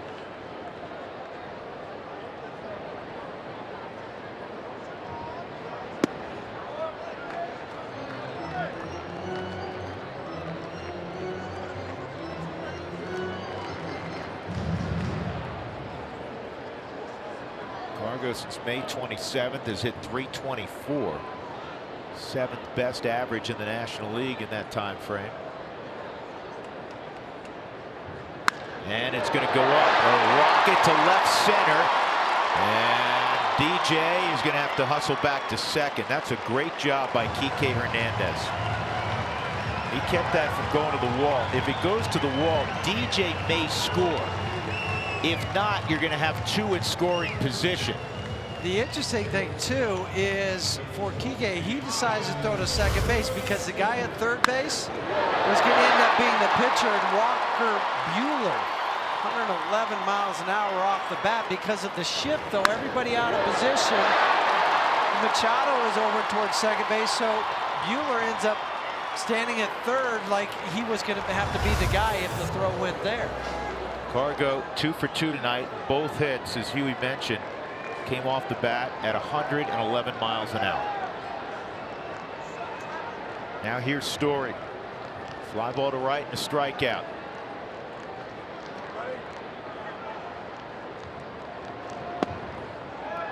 That was not caught cleanly by Austin Barnes. Well, they probably stole that from a strike to a ball.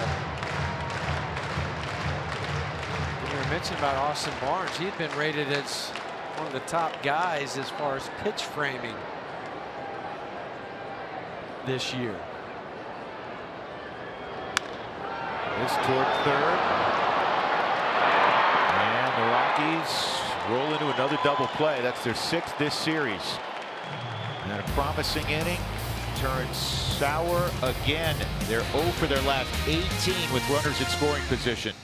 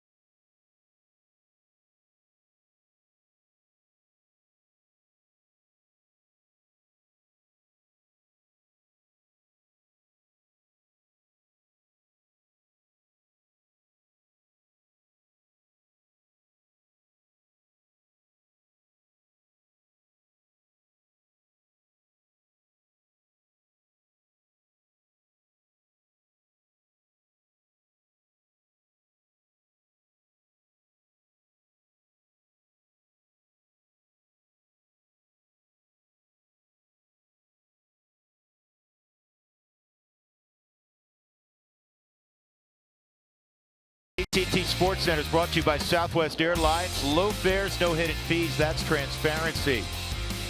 National Baseball Card Day. There's Sully and Huey and Spilly rolling around in the sand.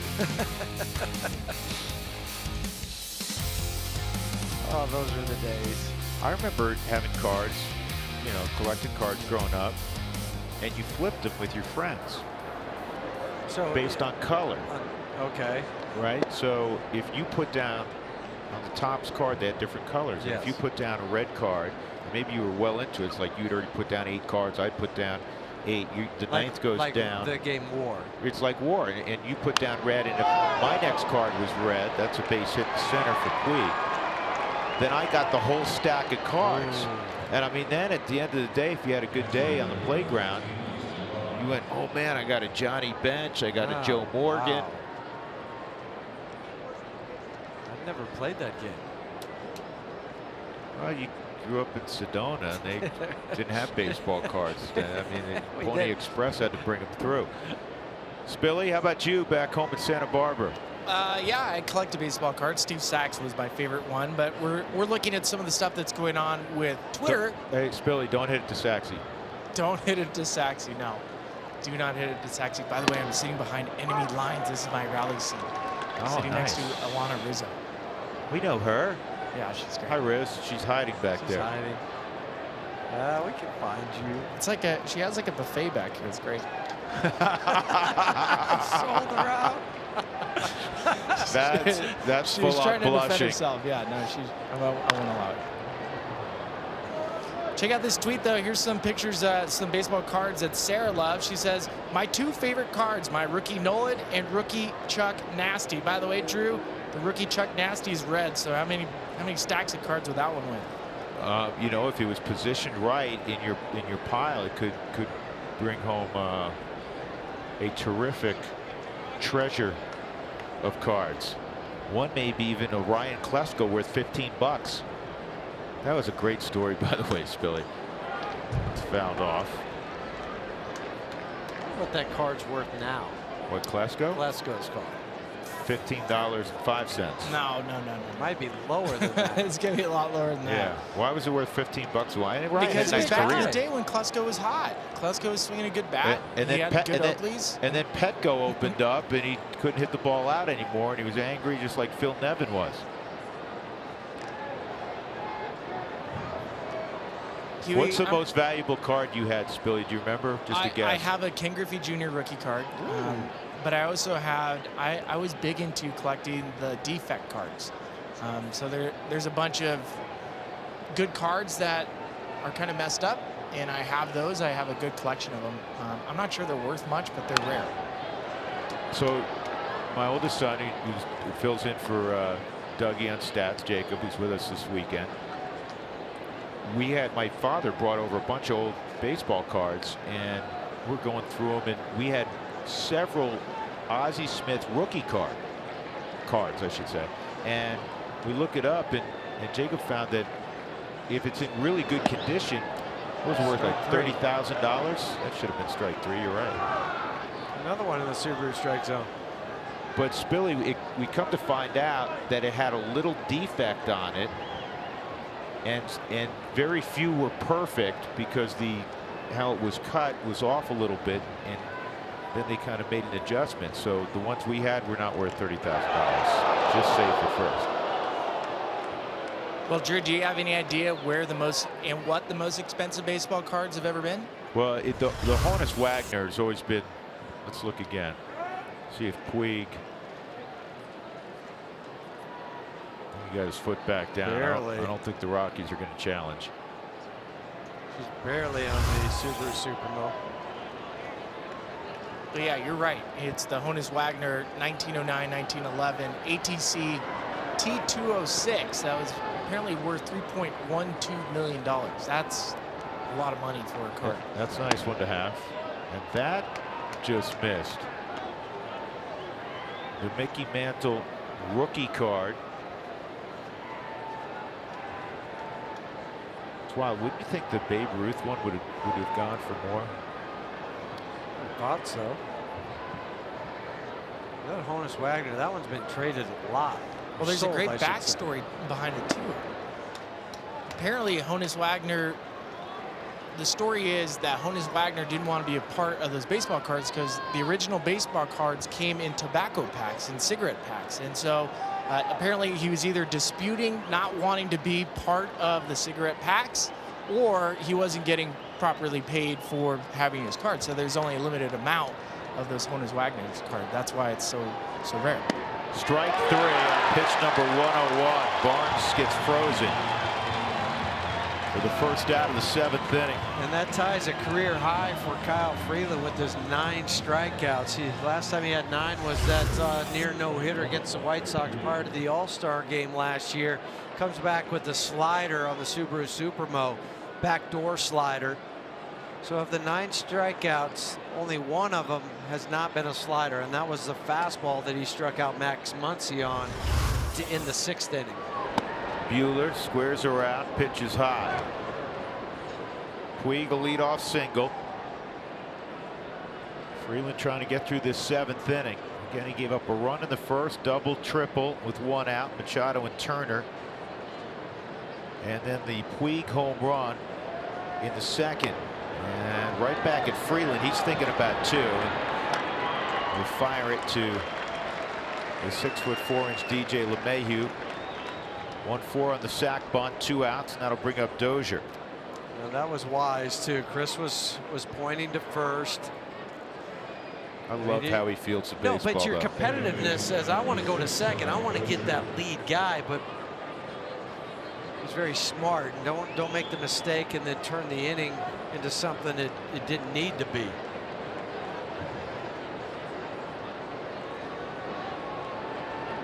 So every night, night after night, Rocky's starting pitcher gives the club a chance to win. Yesterday, even though it was not John Gray's best performance, his last 4 prior to last night were just brilliant. But even last night kept the Rockies in the ballgame. When he departed, he'd given up 4 runs in 5 2/3. How about this the night before? Tyler Anderson notices in 6 innings, 1 run. Day before that, Berman against Pittsburgh, 6 innings, 3 runs.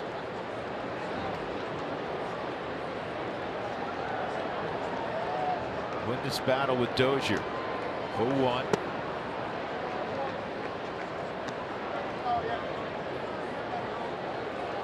Ball and a strike. 1-0 and Brian Shaw, the Rockies pin. Rockies offensively next inning will have Parra, Desmond, and McMahon. Buddy's team just 3 hits tonight against Walker Buehler. That's a good pitch. I love every 5th day when this kid pitches, man. He's a joy to watch, not only stuff-wise, but just how he competes. The guys like playing behind him too. Not to say they don't, the other guys, but how can you not? Exactly. He gets fired up. He gets fired up about when it's his turn. Look in his eyes. Yeah. Puig takes off, and he's going to swipe third as that ball was in the dirt. I do think, though, if Chris could have had the handle, the jump wasn't real good by Puig. And it's a little perplexing as to why he would run there with 2 outs. Yeah, 9 stolen base, but doesn't really get a good jump on the ball. You're right. If that's picked clean, he's out. going to be out. Yeah.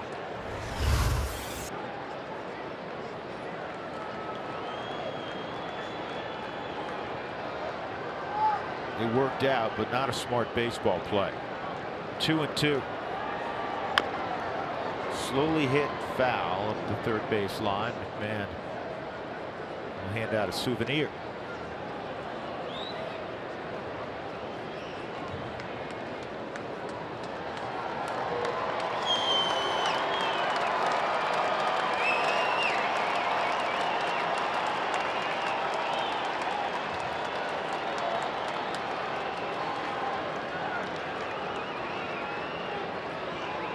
Breath, making 1 more final pitch. Nice thing is Kyle, the rest of the rotation, will have an extra day off before his next start. Here's 109, and it's also foul.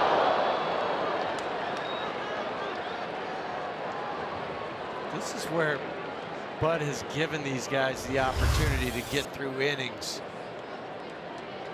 Right between the wickets. Pretty athletic for a guy who's 245 pounds. It's off the ground pretty high on Subaru Supermo.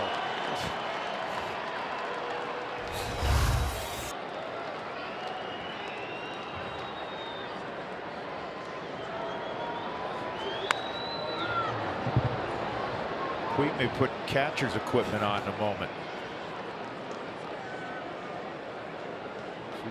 Now he's taking equipment off. I might have a chance on the Dodgers side to make a play. Well, do better this time than you did earlier in the game. I have Alana sitting back here. Well, that's why Sully said he had to come in for defensive replacement for That's you. fair. Like I said, I have hands like a dolphin. I want this out though. You get it. Strikeout number 10 on pitch 110. What a job by Kyle Freeland. He has done his job. Now the offense has to pick it up.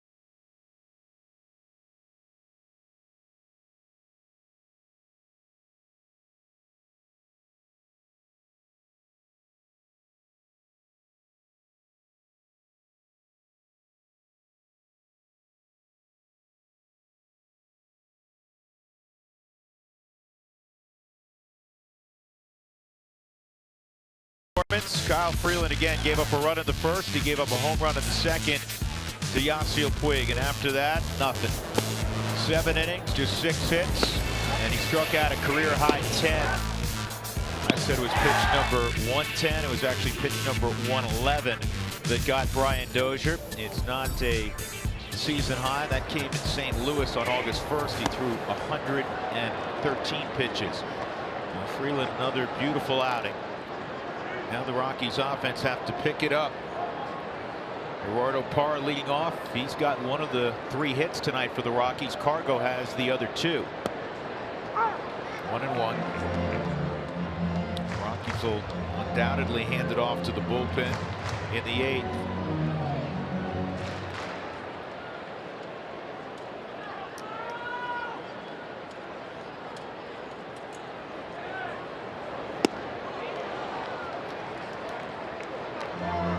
Not sure if he was going to throw a curveball tonight. He has.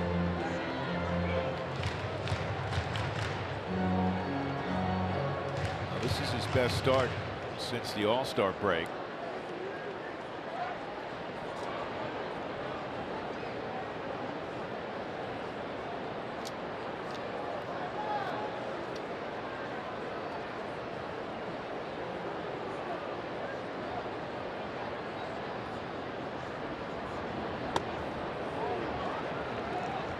Pitch count wise,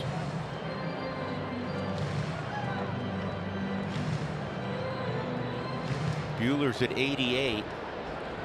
56 strikes, just 32 balls for Walker Buehler.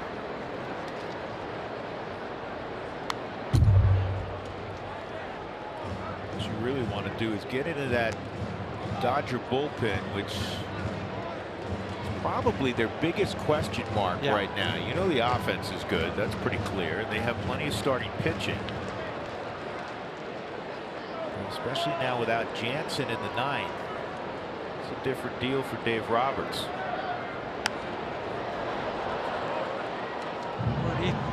Well, we talked about it last night as far as, you know, kind of closer by committee, but, you know, who's going to match up in the critical part of the game for Dave Roberts? That's why he keeps checking his notes and talking to his bench coach, Bob Guerin, to his left, our right in the screen, and the pitching coach, Rick Honeycutt. Communication going on between those three guys. And there's a base hit. Good at bat for Parra. That was a real fine at bat by Gerardo. Finally got a curveball that didn't break down, was left up. It's the second time tonight, Huey, the leadoff man's on. And that time was the fourth inning when Cargo walked. Yeah, Cal's always on the top of the step there. And it's not just because he's trailing the game 2-0. That's not it. He's there all the time. The Rockies' best chance to score may have been that first and second situation in the fourth when Desmond hit that drive down the right field line. Well, but look where Puig's playing right now. He was playing in the same spot. We'll show you. There he is. He's just about 15 yards off the right field line. He made that catch over in the corner. I mean, look how far back he is. It was loud off the bat. Turned into a double play. 2 strikes on Desmond.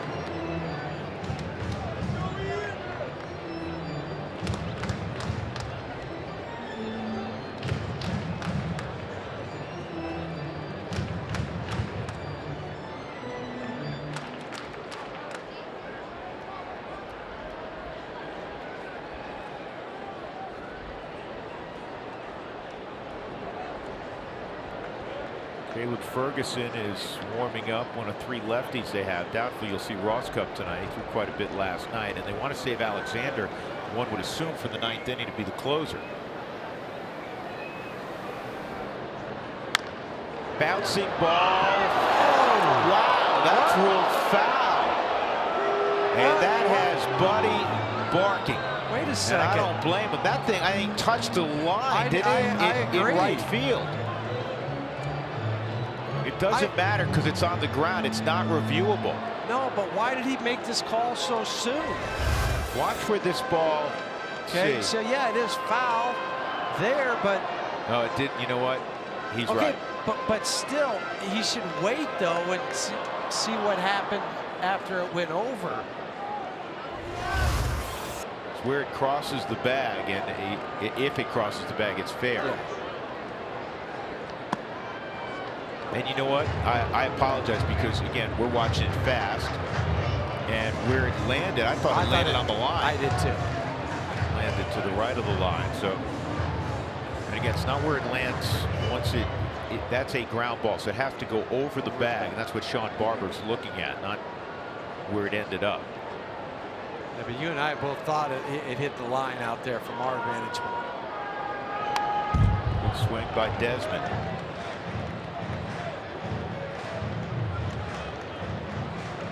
Have 4 singles tonight. 2 by Cargo, batting third, 2 by the 5-hole hitter Parra.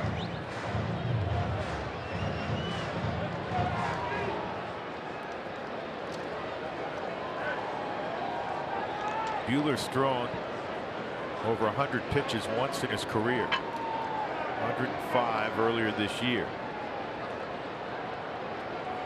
This is number 97. Quite honestly, this might be his last guy with the left-hander warming up. But I was going to say, quite honestly, I think it's one of the most overrated things that is discussed by announcers and having to be discussed by pitching coaches with managers, where, you know, a guy turns into a pumpkin at 100 pitches. No, and I think Bud's shown that doesn't have to be the case. Desmond gone. That's strikeout number 5 tonight by Buehler, and that'll bring up McMahon, who lined to right in the 5th inning after striking out his first time against Buehler.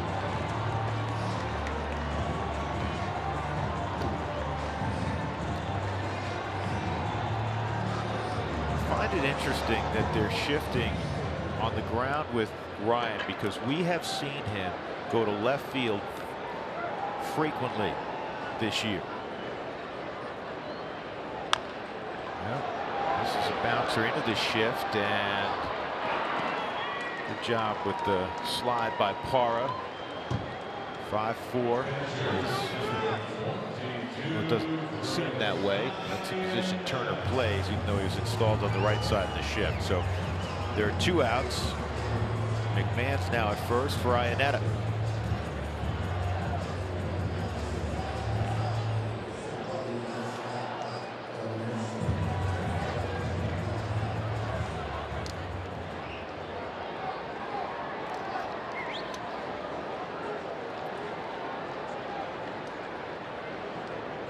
David Dahl out on deck if Iannetta can keep this going.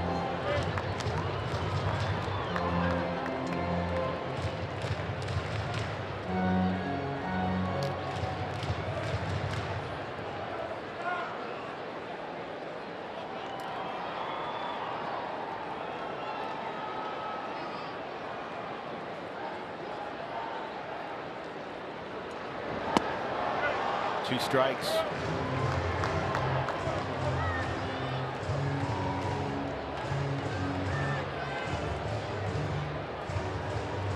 Never without a bat. I would think if Iannetta gets on with 2 outs and Dahl pinch hits and Roberts brings in Ferguson, you could go to Nolan, but you may want to hold him back for later in the ball game. I mean, that's his big chip this evening.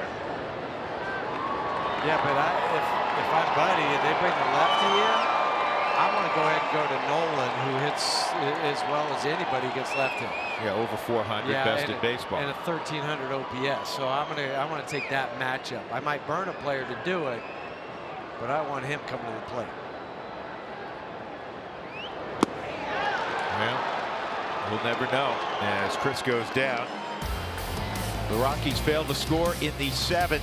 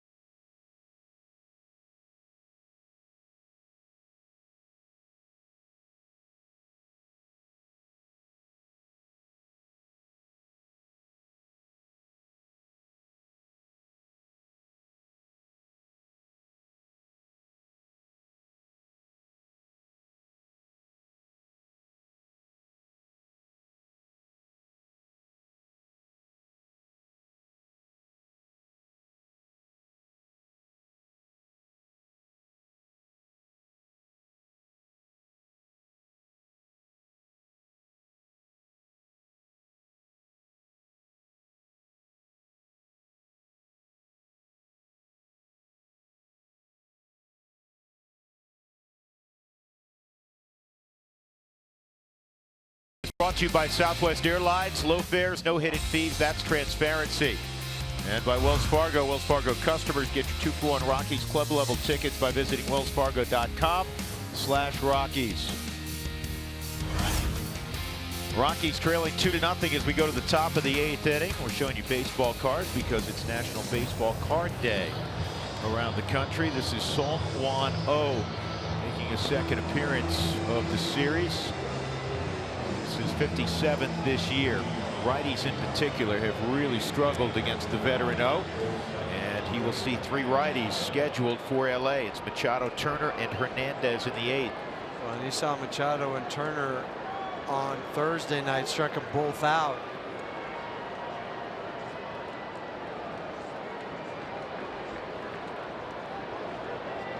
Kyle Freeland tonight. 7 innings, 2 runs, 6 hits, 3 walks, 10 strikeouts. He gave up 2 hits after the 2nd inning. That's it.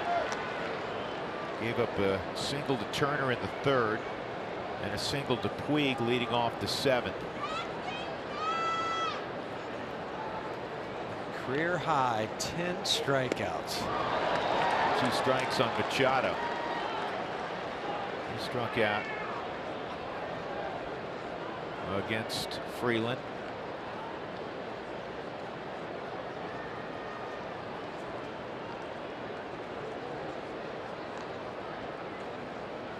Swung on and missed, and Machado strikes out against O again.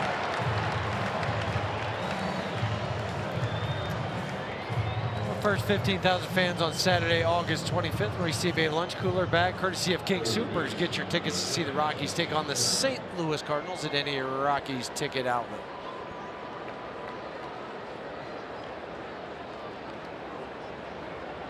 You know, when Kyle walked off, we have a great crowd. There's a ton of great Rockies fans. But I really believe that when you have a performance like that in front of the hometown folks, even though he's losing 2-0, 7 innings, 10 strikeouts, the way he pitched, that should have been a standing ovation when he walked off today. Agreed. And against the Dodgers. And against the Dodgers. You got a big crowd. And players will tell you the fans can really help turn the tide sometimes. That misses 3-0 on Turner. There was a few fans. Yeah. No, it's just a reminder, because the Rockies fans are great and they're passionate and they can't wait to be involved in another Rocktober, and this is part of the big time process of that. That's a strike, 3-1.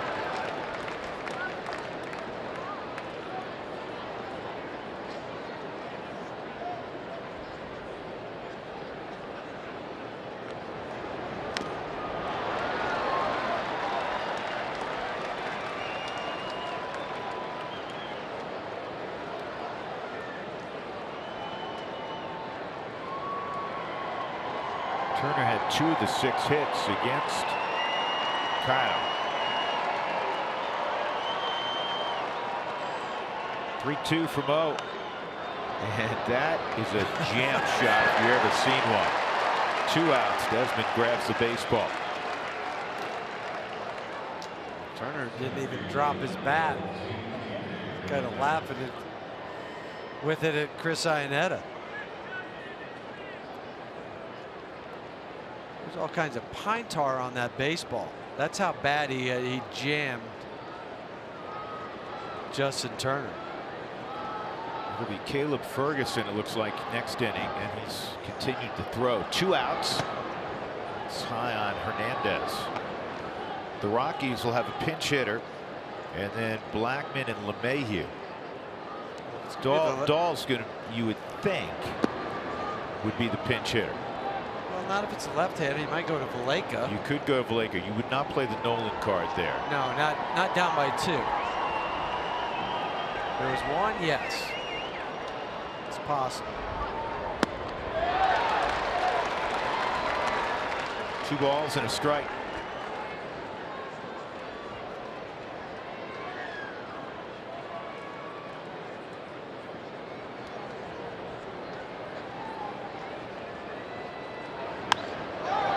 Center field, Charlie retreating, waiting, making the catch. Sungwon Oh, a terrific 8th inning. We go to the bottom of the 8th. It's been 2-0 for a while.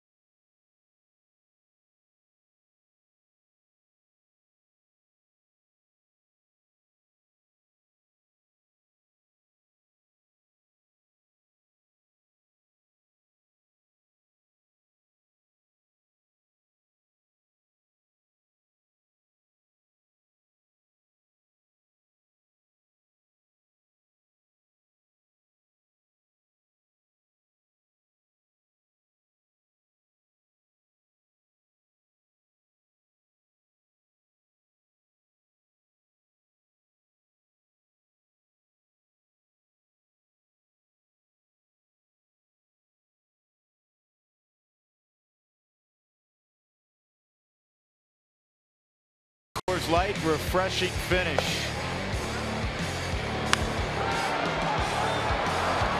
Walker Buehler tonight, 7 innings of shutout baseball. A very talented young right-hander out of Vanderbilt. Just 4 hits allowed. And Buehler came out, which is smart by Dave Roberts to warm up. The Rockies announced David Dahl, and now they'll bring in Caleb Ferguson, which is exactly what Buddy Black would have done on the other side. 2-0, back in a moment.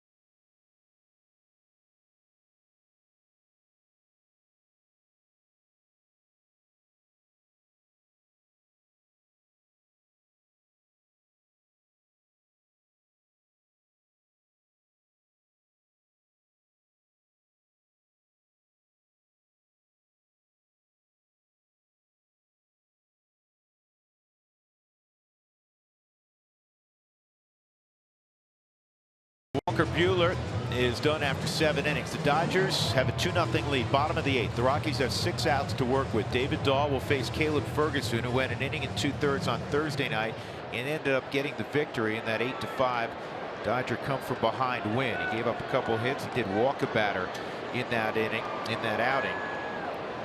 He did not. Actually, let me correct that. He did face Dahl, and he got David to ground to second. And Buddy was going to have Dahl hit regardless. Dahl has become more or less a starter, at least the last week. And prior to breaking his foot, he was playing as a starter more often than not. So you start saying, do I want this game to end without David Dahl being involved, without Nolan Arenado being involved when I trail? And the answer is no. But Dahl goes down on 3 pitches. So Ferguson got the better of him, 1 out, and that'll bring up Blackman. He just challenged him all 3 pitches with that fastball. Lefties on the year against Ferguson, hitting .225, 1 home run. Right-handed 190. They have clipped him for 3 home runs. Chris Taylor's coming to the ball game in left field. We mentioned earlier when we looked at the defense at the very top of the broadcast for Los Angeles that Kemp typically, when they're ahead, will come out of the ball game in the late innings.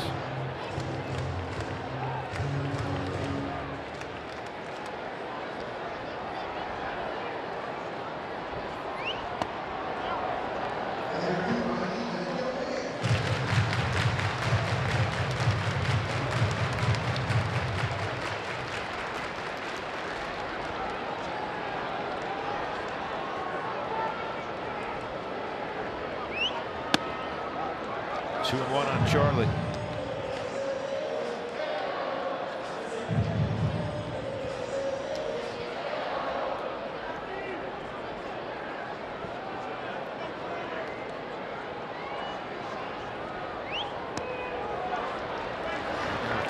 Count by Charlie.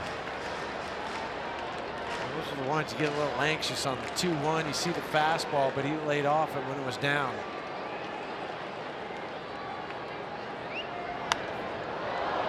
What a play.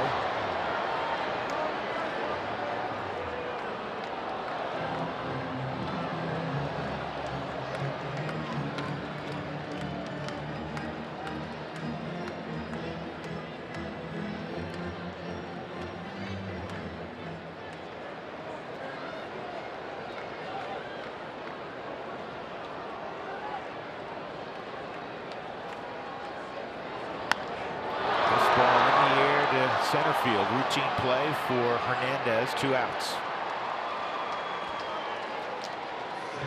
That'll bring up LeMahieu, who wants tacos. Fans, follow us at AT&T Sportsnet RM on Twitter to receive alerts for the Rockies taco special when the Rockies score 7 or more runs. We haven't been able to send you those alerts since July the 20th. That long? It's been 3 full weeks. That's too long.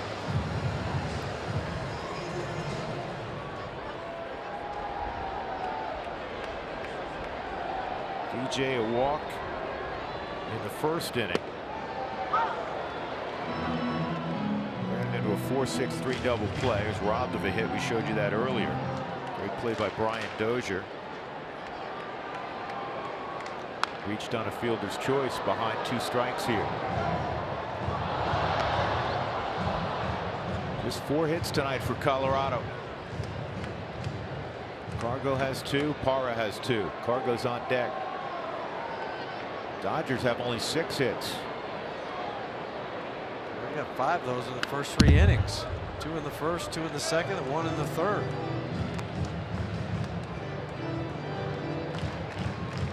Some of the numbers you'd expect to see out of Dodger Stadium. We've seen so many well-pitched games this summer by the Rockies here at 20th and Blake.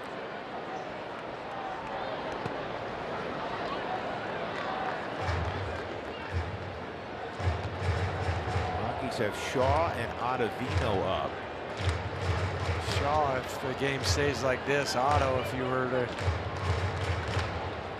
get 2 or more. Yeah, exactly. It's kind of interesting because Buddy wasn't asked this by the media last night. We checked with him today, but he gave Wade Davis just kind of a mental day off yesterday, and Otto came in and closed that 1-run ball game down. Did it in beautiful fashion. Wade's available tonight, but Otto's up. This ball down the right field line, and Puig makes the catch and foul ground. That'll end the inning. The Rockies go in order in the 8th. We'll have to move to the 9th now. It remains 2-0 LA. It's been that way since the 2nd inning.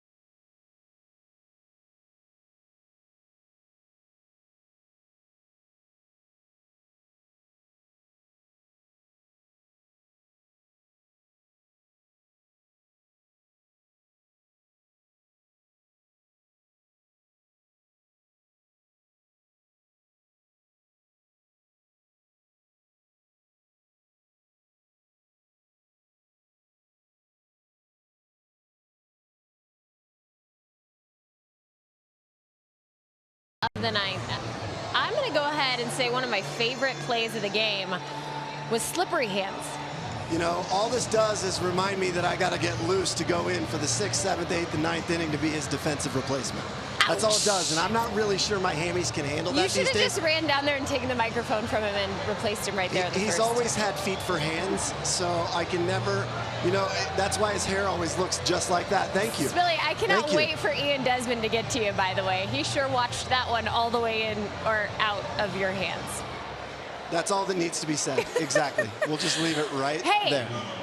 Lots coming up at the Toyota postgame show. 10 strikeouts for Kyle Freeland, of course, the offensive woes. But we got the 9th inning, and we're going to send it back to you guys. We'll see you right after the game. All right, Jenny, thanks very much. Brian Shaw is now into the top of the 9th. Chris Taylor's going to lead it off. He came in for Matt Kemp, an even up exchange. So it'll be Taylor, Max Muncy, Yasiel Puig against Shaw here in the 9th. Brian had to come in in that game on Thursday night for Wade Davis. Ended up pitching an inning, did give up a couple hits, but had 2 strikeouts, did not give up a run. Ball 1. Interesting stat. Yesterday, the Pen had a great ball game. 3 1/3, did not allow a run, just 2 hits. When the Pen does not allow a run, it's a swing and a miss. That has happened 47 times this year, and the Rockies are 37-6. It's an .860 winning percentage.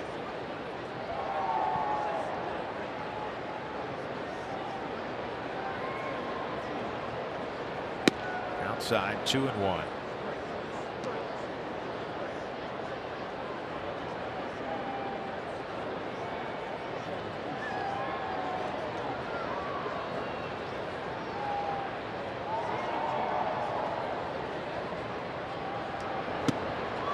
Two and two.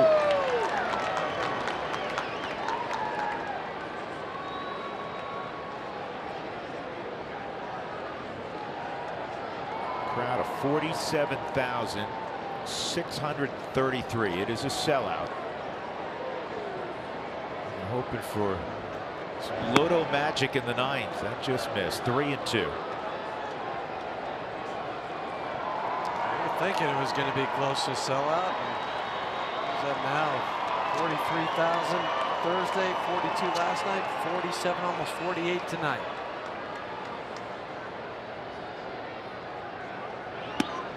And he lost him. So a leadoff walk for Taylor.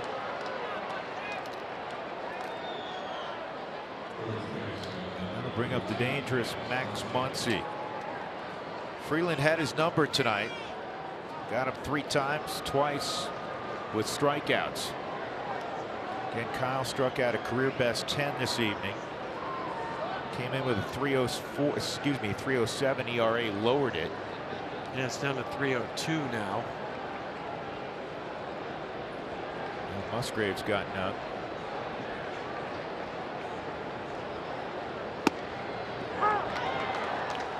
I just thought tonight Kyle had as sharp a slider as he's had. He just made that one mistake, but the changeup was good, and as usual, he just competed his tail off. Well, you got to credit Walker Buehler. He didn't give up a run in 7 innings. Sure. Both guys, you know, pitched exceptionally well. You're looking at the 2 guys. Buehler's just 24. Kyle's just 25. Tell you what the West has always been loaded up with compared to other divisions. Terrific left-handed starting pitching.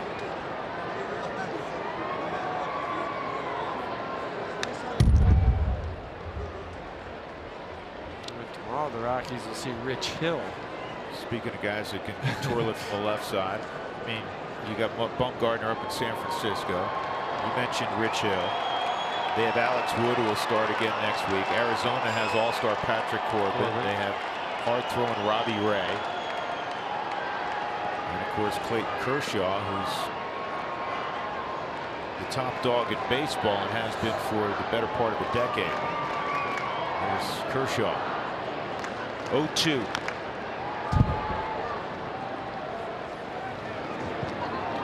And as evidence of that, Dodgers have a great record, one of the best in baseball against left-handed starters. The Rockies have a good record against left-handed starters. Coming into tonight, the Dodgers were 24-17, I should say, 24-17 against left-handed starters. The Rockies 25-20. Next on that list, the Diamondbacks. The Cubs had the best winning percentage at 18-9, but far fewer games against lefties because, again, the Central and the East do not seem to have as many of the upper echelon left-handed starters. Yeah, Cubs just 27 times. Dodgers now after tonight 42. Rockies 45 and 42 for Arizona. Muncy serves this ball to fairly deep left field, but Parr's out there. Tagging's Taylor, and you're not going to run on Gerardo Parra. 1 out.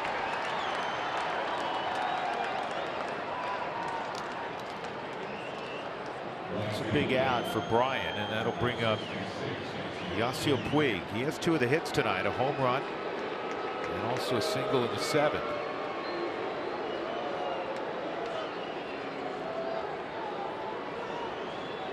He's also played a really nice right field tonight with that catch down the line off the bat of DJ to double up Gerardo. Play earlier against Desmond.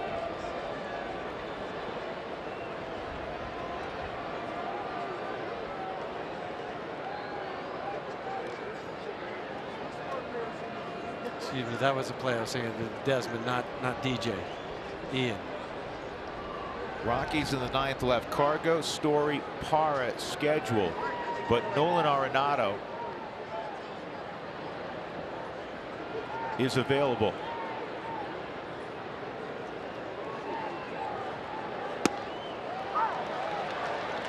And it is Scott Alexander for the Dodgers.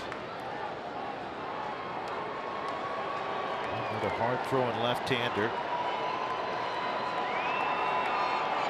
Does have a couple of saves this year.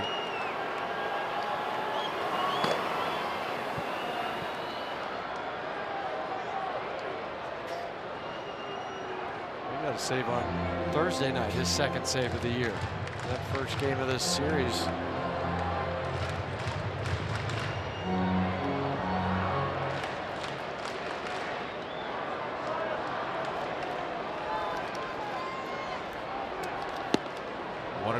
Puig.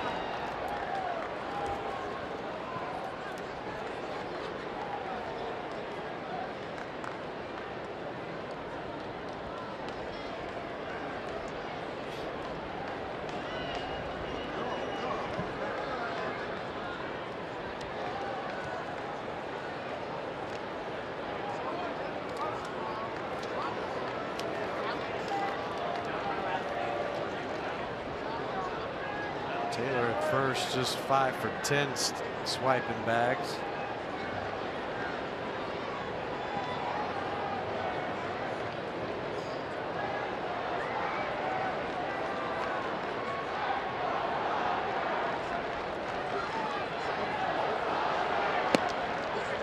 And that misses. 2 balls and a strike.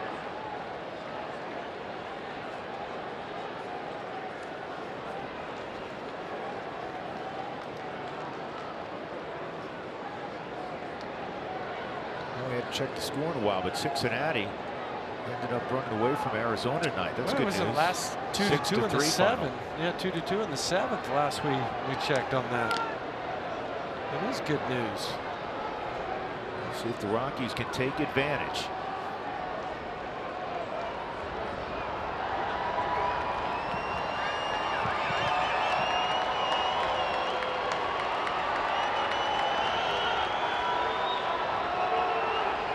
Situation in the West. Cutter outside, 3-1. Arizona and LA have gotten flip-flop 1st and 2nd the last 10 or 11 days. It's happened a half dozen times.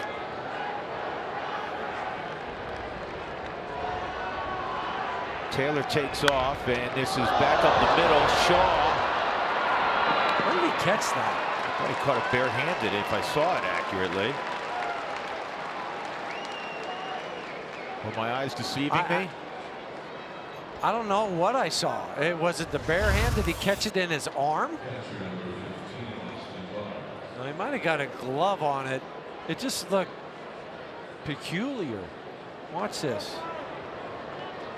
Okay, he did catch it in his glove. Thought about going to second, but with Taylor taking off, wisely just underhand toss to first to get Puig.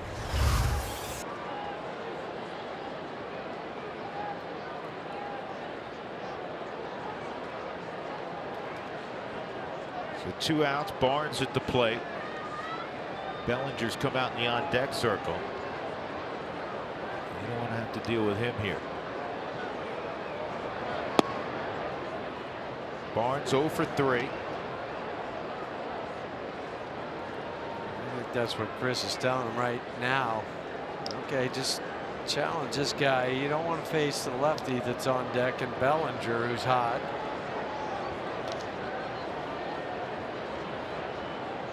Barnes is hitting 198 on the year.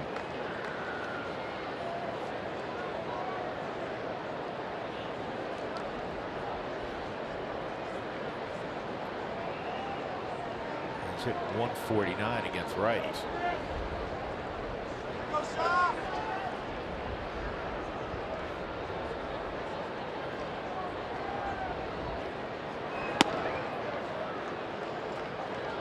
He's had trouble. You know, that cutter moves so much, Huey, that when he starts it over even the middle of the plate, it moves off of the plate away.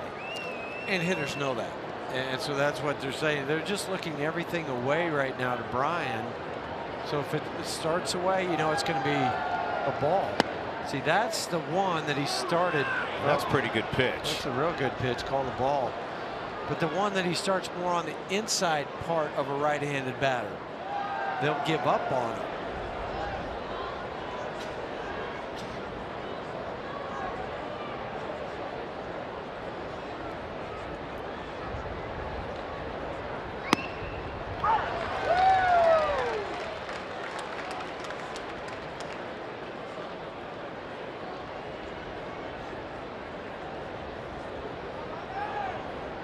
Three and one on the catcher, Austin Barnes.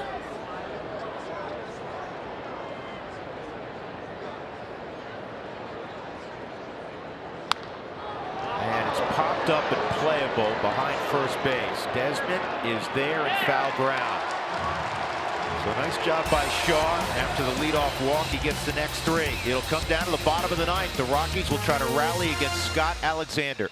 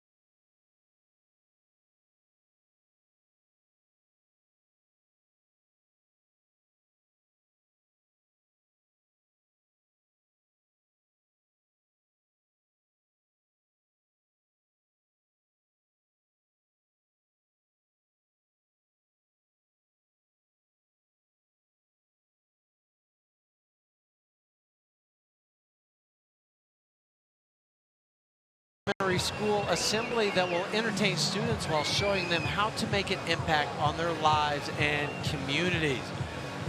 Time for a Rockies rally here in lower downtown.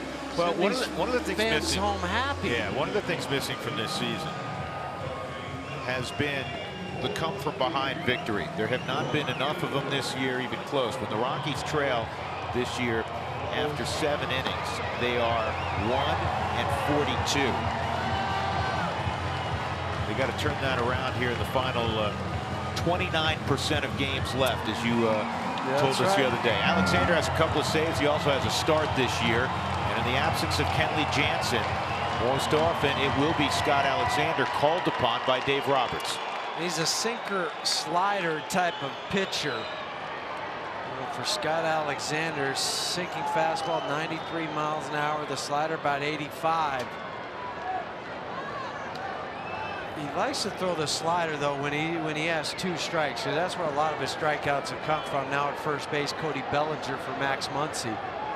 Carr goes 2 for 5 against Alexander. He's been on all 3 times today. 2 sharp singles. When I mean sharp, I mean sharp. 111 miles an hour off the bat to right center, 111 miles an hour off the bat to left center, and also a walk.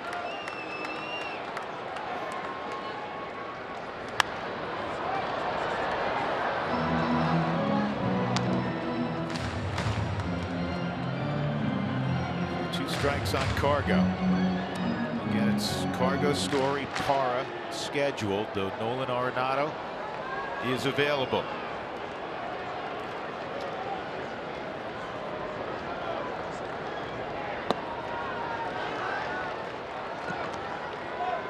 The Rockies 0 for 13 yesterday with runners at scoring position. And obviously today they are 0 for 4 with runners in scoring position.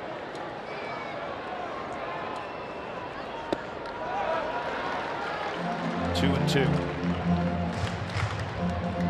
Cargo back even in the count. The first two sliders that Alexander threw weren't even close.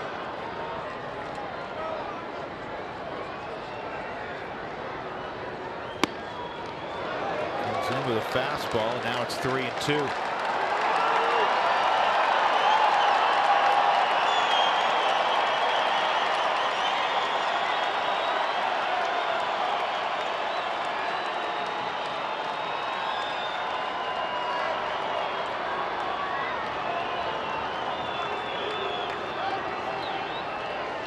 Like standing over a 4-foot putt, not liking the line. Cargo says, you know what? I'm going to step out and regather my thoughts. 3-2. Strike 3 called, and it did fall in that Subaru strike zone. 1 out.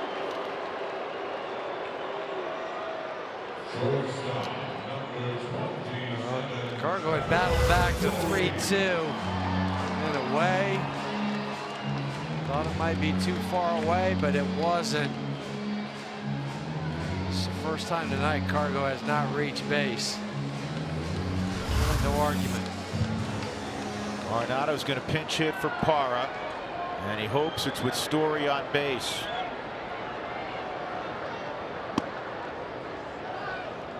Story 0 for 3. Fly out, strike out, and he grounded into a 5-4-3 double play.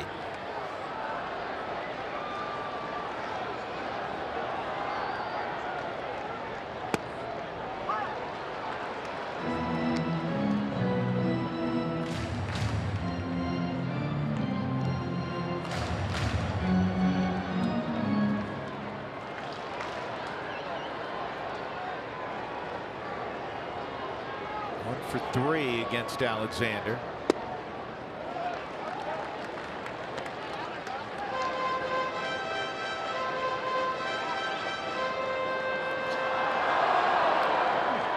Pretty much straight up in the infield, a little to the off gap in the outfield for Trevor against Scott Alexander.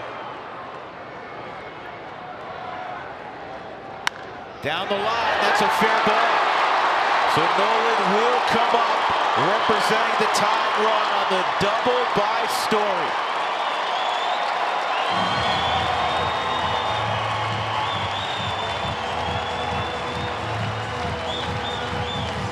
Sometimes not everybody catches who's on deck.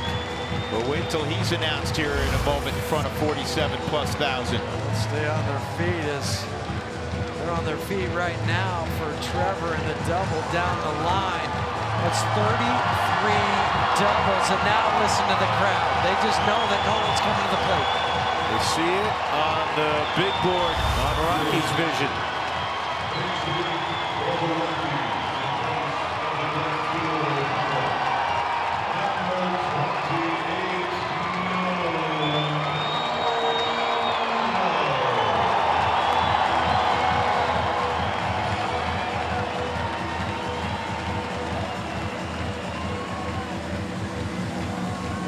Roberts is going to his bullpen.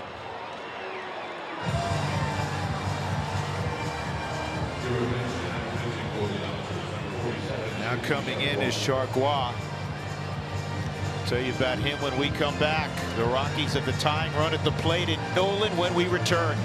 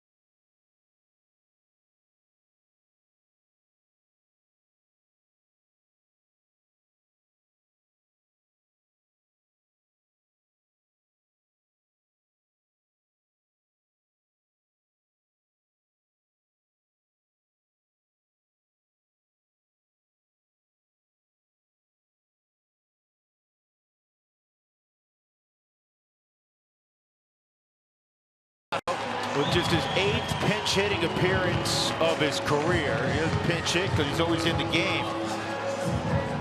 Started more ball games the last 4 years than any other player in the National League, and he's going to face JT Chagua, who was a waiver claim back in spring training from Minnesota.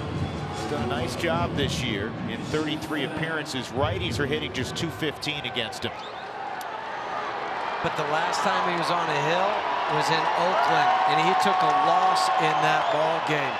To right-handers, he likes the slider more than he does the fastball, but his fastball is 95. His slider is about 86 miles an hour. Almost on cue, he throws a slider at 87. Nolan 2 for 7 in pinch hitting appearances. And again, if you're wondering about the shoulder, it does not affect him whatsoever, he has said, swinging the bat. It's just when he throws, and he hopes to play tomorrow. He said it felt much better today. But right now, he's in the box. Thought he held up, he did. 2-0. And Desmond's on deck.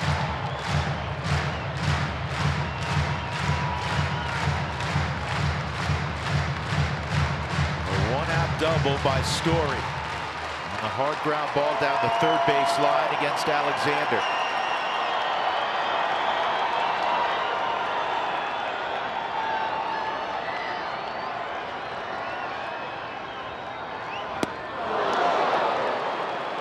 Two and one. You might not see a fastball this whole at bat. You said it. Chagua's pitch is the slider, and he has a 48% whiff percentage with that slider. When you're facing the best, you go with your best.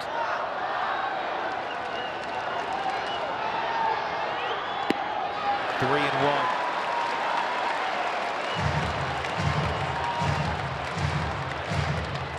This is where Dave Roberts is in uncharted territory. Normally it's, do this. No, it's Kenley Jansen in the 9th inning. Everybody else can sit down.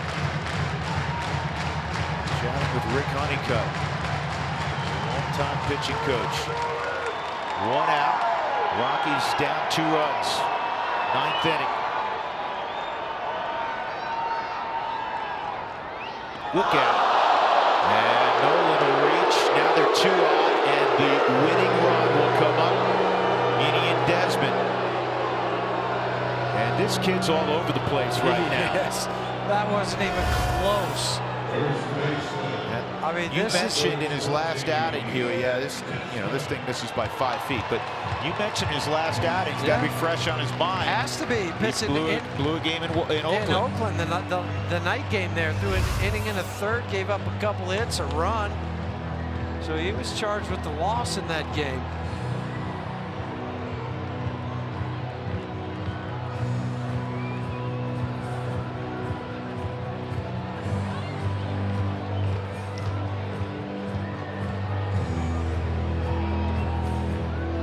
Desmond is 0 for 3 tonight.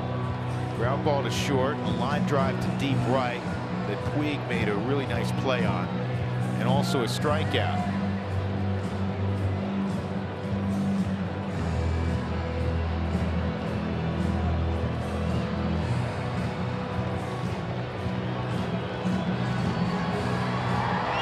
Let's see if the theory holds true that just about 9 out of 10 times whenever a pitching coach comes out and talks to the guy, the very next pitch is a fastball. Yeah, normally, but with this guy, I'm not so sure. That's what I'm saying. Yeah. You know, you can't really play that card here. This guy's got a lot of Sergio Romo in him. Well, he did throw fastball, and that's not a even gift. close. How do you, after 4 of your 5 pitches are not close, how do you get that pitch? No idea. But this is, look at how much hand movement there was for Austin Barnes.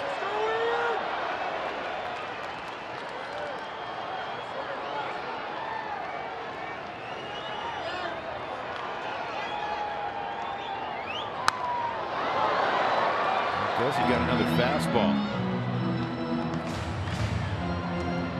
When you're timing's just off slightly. Well, he's got enough Foul life that on that fastball.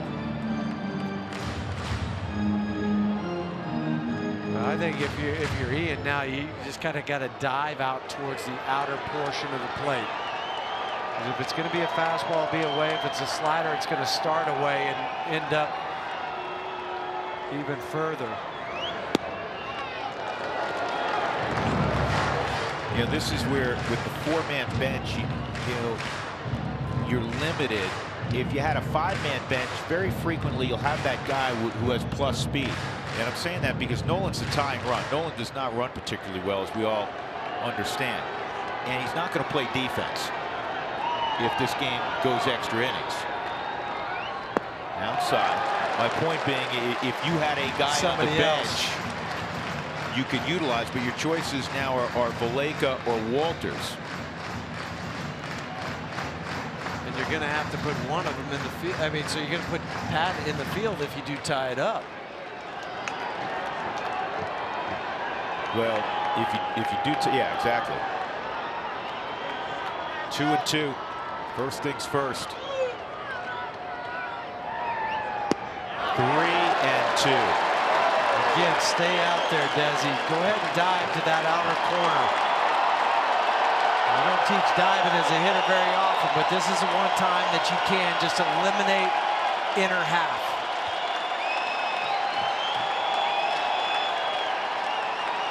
Sellout crowd standing, looking for some Loto magic. 2 on, 1 out. Rockies down 2-0 in the 9th. 3-2 on Desmond. Back up the middle, diving stop, and Dozier's done it again. And he got an out at second on Arenado. Brian Dozier, known more for hitting home runs, has made 2 sensational defensive plays this evening. And both times he's flipped it out of his glove. He didn't have time to get it any other way. Watch when he dives. He's on the other side of second base. He lays out, glove flip, backhand this time. Twice tonight, highway robbery for Brian Dozier at second base. One on DJ, this one on Desi. Question. Ian Desmond, you run him. He represents the tying run. I got to see what this kid does first, time-wise, to the plate. You know that the club has their information. Ryan McMahon, outside. He's 1-5-3 on that pitch. That is what you run on. Ryan McMahon, can he play hero once again? He was the hero last night with a 2-run home run late.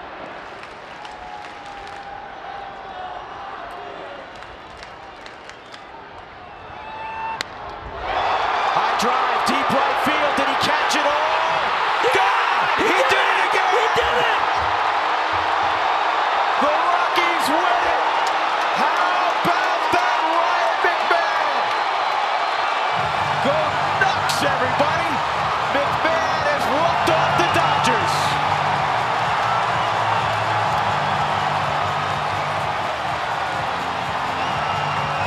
I got goosebumps.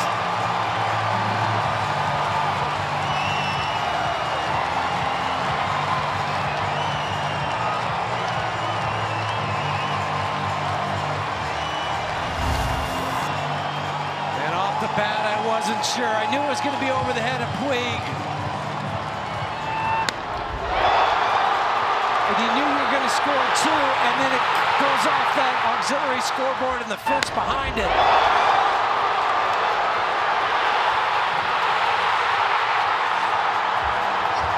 Here it is off the wall on the Subaru Supermo, no doubt about it. Every season has a moment when things turn special in the autumn. If they do for these 2018 Rockies, you will not forget this moment. Ryan McMahon, a 3-run walk-off for the Dodgers on August the 11th.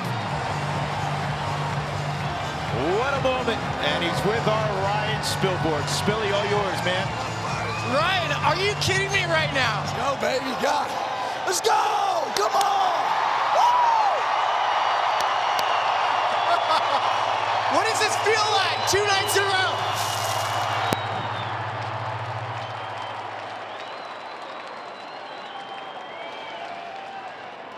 Well, we're going to get Ryan Spilborghs and Ryan McMahon before the post-game show's over. We promise you that. What a moment, what a moment, what a moment. Let's get into center field. Jenny and Corey, that's special, man. Man, this is so much fun. How about Ryan McMahon turning to the crowd and getting a sold-out stadium fired up? He thought 42,000 was fun yesterday, 47 today. I mean, that was absolutely electric. And all I can say is, Ryan McMahon, welcome to the world. That's 2 days in a row. We might have to start calling him Mr. August. This is going to be a fun Toyota post-game show. Hope you can join us. We will hear from Ryan McMahon, the man of the hour, when we return.